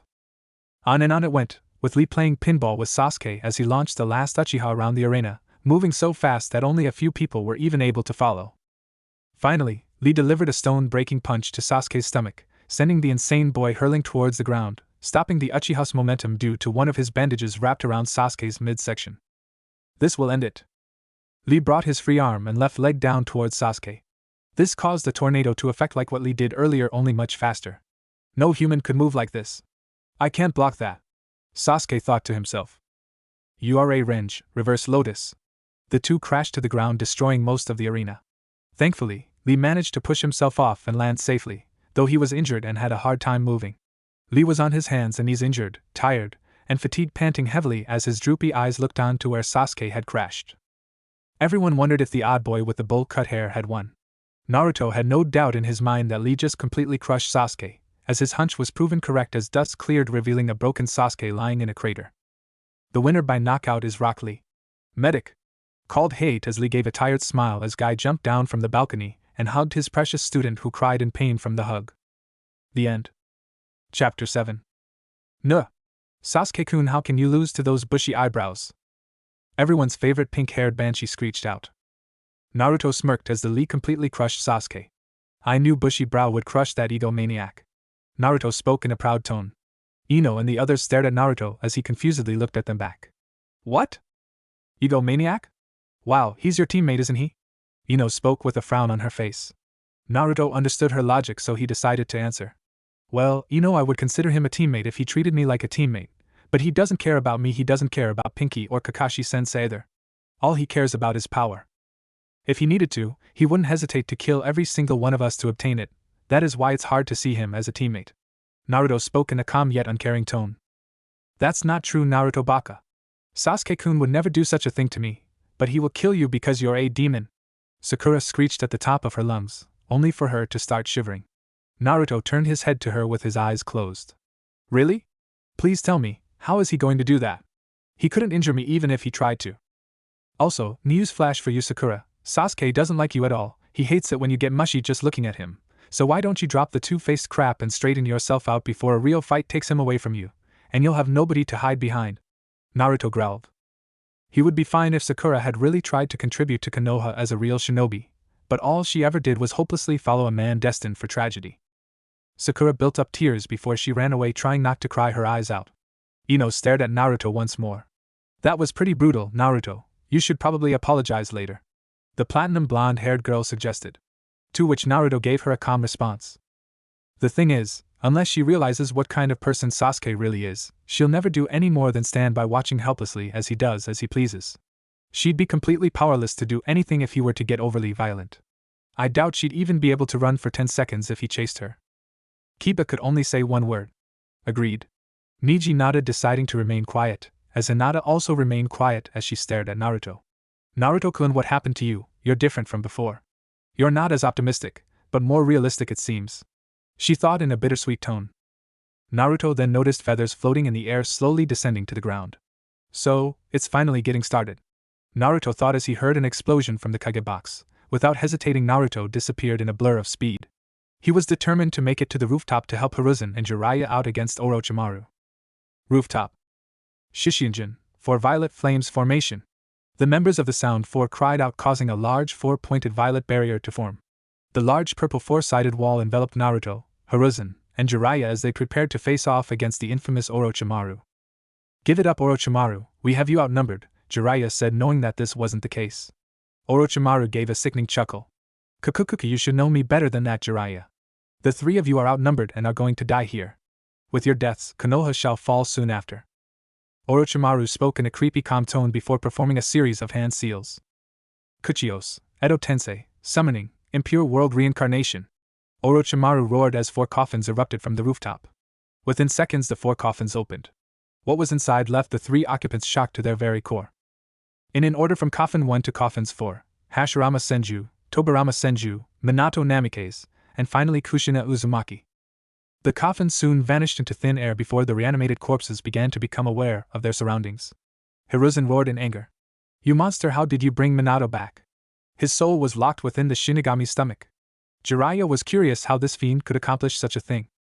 Naruto, the other hand, remained quiet. Thanks to Sasuke's memories, there was a method to undoing the Shiki Fujin, dead demon consuming seal. Naruto frowned, trying to keep his own anger in check. He must have gotten a hold of the Shinigami mask to perform the Shiki Fujin, Kai, dead demon consuming seal. Release, this isn't good, Naruto thought to himself. How dare that white-skinned bastard do something like this? He has no respect for the realm of the kami. Matatabi-chan is gonna be so heartbroken when she finds out about this. Kurami began to scream in pure rage. Are there any bad consequences from releasing those who are sealed within the Shinigami's stomach, Kurami-chan? Kihana asked the red-haired vixen, as Naruto also wanted to know. Kurami was quiet before answering. Not necessarily, but doing something like this meant only for the chosen is horrible. If done wrong, those souls could have been stuck in an endless loop of constant pain. Now, focusing on what's happening right now, I sense something very vile and disgusting coming from Orochimaru. Be careful, Naruto, whatever he isn't human. I'd also suggest that you collect my other half from your father Minato. Kurami spoke in a calm yet serious tone. Naruto did not reply, he simply nodded.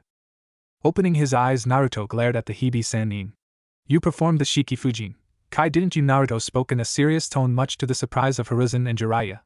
The reanimated corpses were now looking around very confused. What's happening? Where are we? Kushina asked in a confused tone, to which Minato answered. I'm not sure, Kushina, but I know I should be sealed within the Shinigami. Completely unaware of what Naruto just said. Hashirama glared at his younger brother.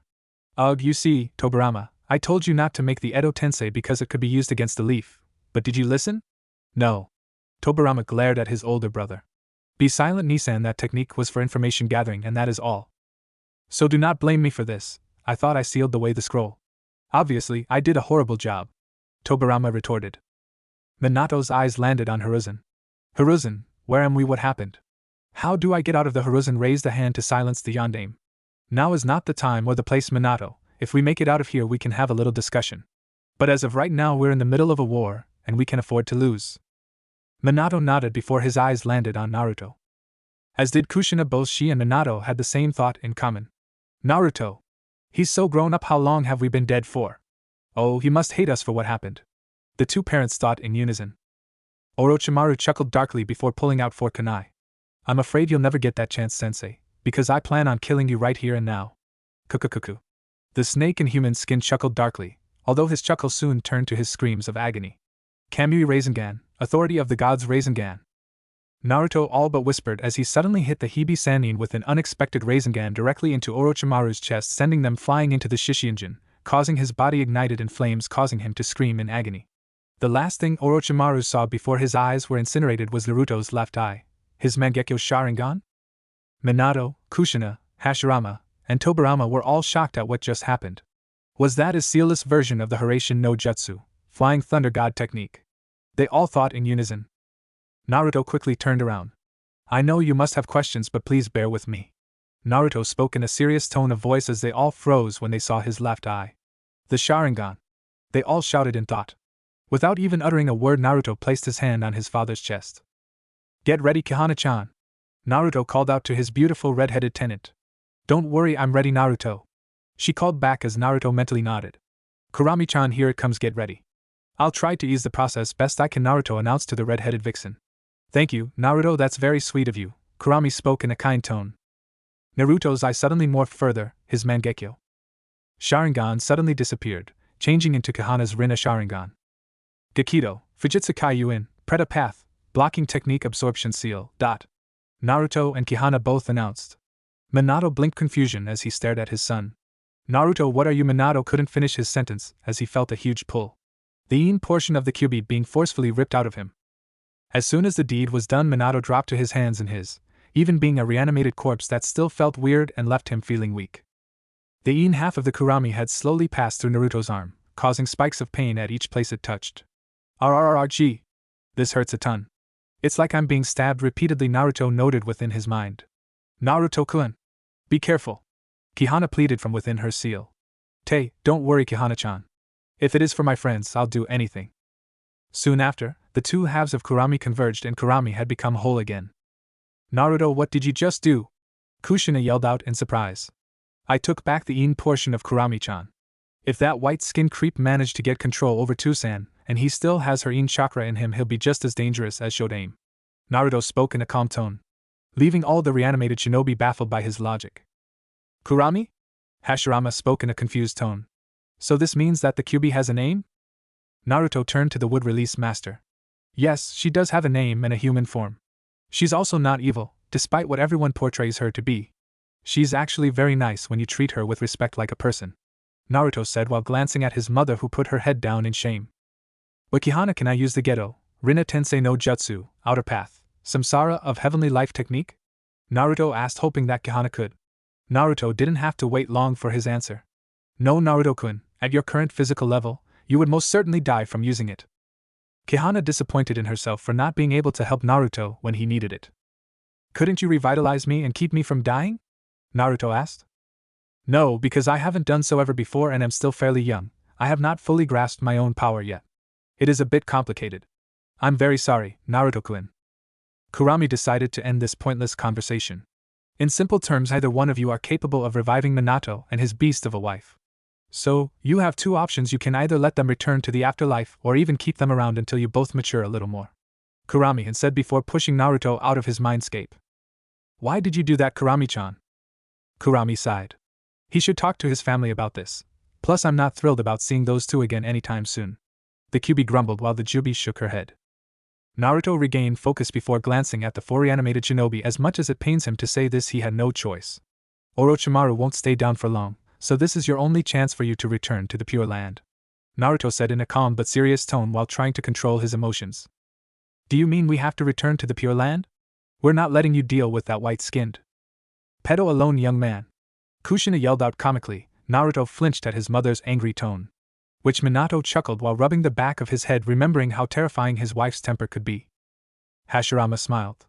Me and Tobirama only have access to a fraction of our true power, so we would be of little use to you. Hashirama spoke in a friendly tone as Tobirama nodded.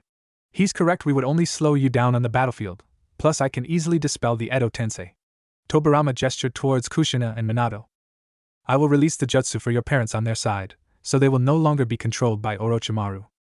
Naruto nodded respect and their wishes, as the white-haired Senju began performing seals before clapping his hands together as him and his brother fell apart, leaving the corpses of two Oto shinobi lying on the ground. Kushina's body and Minato's body were enveloped in a white aura-like cloak which quickly dispersed. An instant after that, the group of shinobi and Kage heard an angry voice which exploded from behind them. You damn little shit, you're more trouble than you're worth. But you do have the rinnegan, Orochimaru stated, seeing Kahana's Rinna Sharingan, which Naruto hadn't been deactivated. I'll tear that eye from your socket and use it as my own. With that, I'll be unstoppable, Orochimaru screamed at the top of his lungs. Jiraiya gave a smug smirk. What are you going to do now, Orochimaru? The Ichibi and the Edo Tensei are no more. You have nothing left to threaten us with. Hiruzen nodded, agreeing with his student. Just surrender, and we'll make your death as painless as possible, Hiruzen said as Jiraiya, Minato, Kushina and Naruto all dropped into battle stances. Kukukukuku. Kakahakahakaha. You must be joking, I still have myself and I will use it to end all of you. Orochimaru's voice turned demonic. His body began to morph them grow.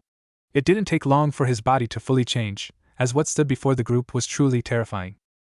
A creature that rivaled Kurami at her full-sized QB form with both portions of her chakra, stared down at them with its 16 eyes locked on them. This creature was a massive serpent with 8 heads, covered in black and green scales, with violet eyes. Orochimaru had become the legendary frightening Yamata no Orochi. With crowd. Kakashi watched Naruto blurt out of existence, before hearing an explosion from the Kage box. I guess it started. I wish you luck, Naruto, please keep Hokage-sama safe. Kakashi wished his true star pupil luck. What's this? Sakura asked as she watched feathers start falling from nowhere, making her sleepy. Genjutsu? She asked right before breaking the illusion. Kakashi, it appears the invasion has started. Asuma called out as he fought against a couple of Odo shinobi. Invasion? An invasion? Kiba asked. We're being invaded by the Suna and Oto. Kakashi explained as he broke one of the Odo shinobi's necks. What? Sakura shrieked out like a banshee. But isn't Suna one of our allies? She sounded panicked. They were our allies, but not anymore. We've known about the invasion since the end of the second phase of the Chunin exams, so we are prepared. Kakashi said, trying to ease the worry of the fresh genin and fight off the Odo shinobi. Then why weren't we notified about this? Neji asked, slightly annoyed and hurt that they were kept in the dark. We had to keep it a secret so they didn't find out that we knew. Guy explained. Sakura was petrified from what was happening. She had no comprehension on how crazy the shinobi world truly was. She never had seen real bloodshed before. Sakura was from a civilian family, and wasn't prepared for the hardships of a shinobi life and simply lived her life sheltered in Konoha. Sakura was about to ask another thing when she noticed a gigantic ethereal tanuki manifested within the battle arena and began attacking both Suna and Oto shinobi alike. Sakura had never been so scared in her life, seeing such a colossal beast right in front of her. In that moment, she realizes what the people must have faced 12 years ago during the QB attack. SS Sensei W, what is that thing? Sakura tried to say, but her voice refused to work correctly. Kakashi saw Gaara attacking the Odo shinobi and knocking out the Suna shinobi. Naruto, you glorious bastard, you must be a miracle worker to get the Ichibi Jinchuriki to work with us. Kakashi smirked from behind his mask. Don't worry, Sakura. He's on our side, and with him this invasion should be over very shortly.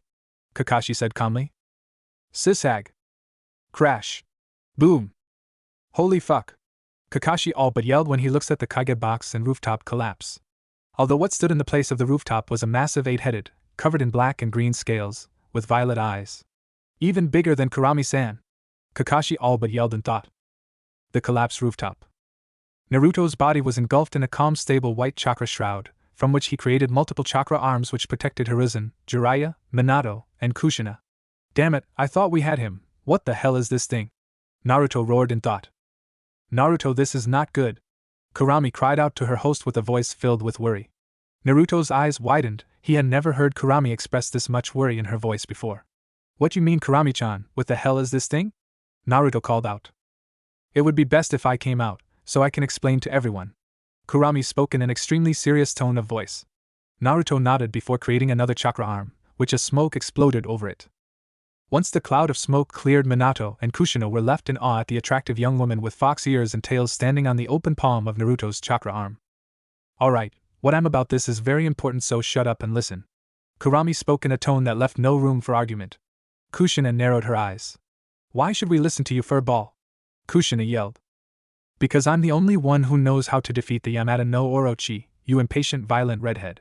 Kurami retorted in a calm tone of voice. Minato then spoke up. Kushina, I think we should listen to her. And why should we? Naruto's eye twitched in annoyance. Because if you don't, I may be attacked before she can explain and I won't be able to sustain those chakra arms holding you, and it's a long fall from here.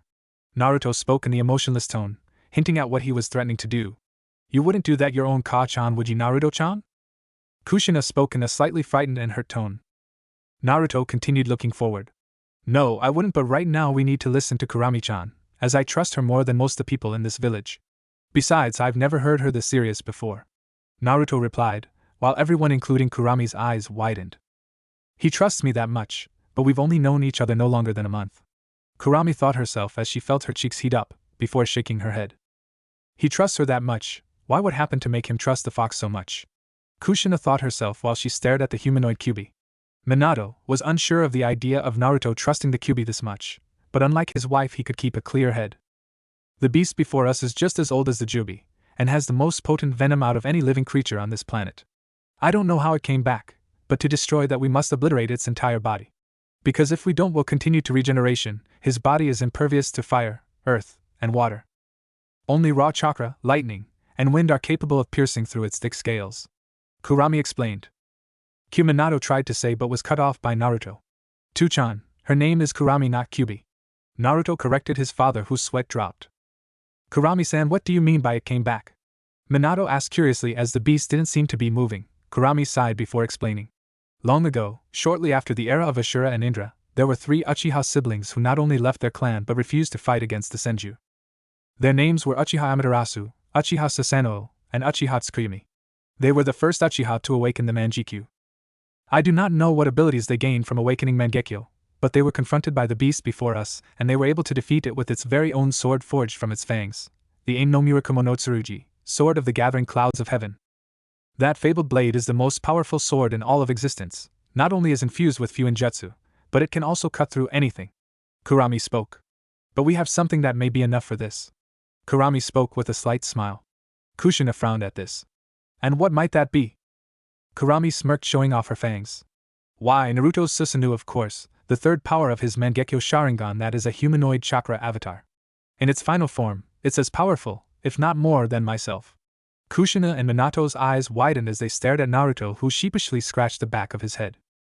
But first, since Naruto has never used it before, we should weaken the monster first.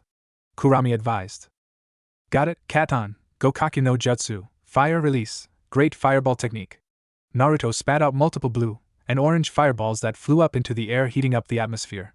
Heating up the atmosphere so quickly created a cumulonimbus or thundercloud. As the sky got dark, it began to rain as lightning began to dance around within the clouds.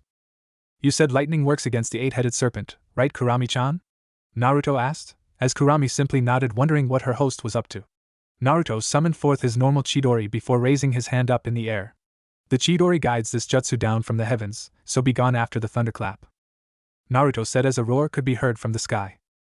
Everyone looked up. Shinobi and civilian alike were left in awe as he saw a gigantic dragon out of lightning.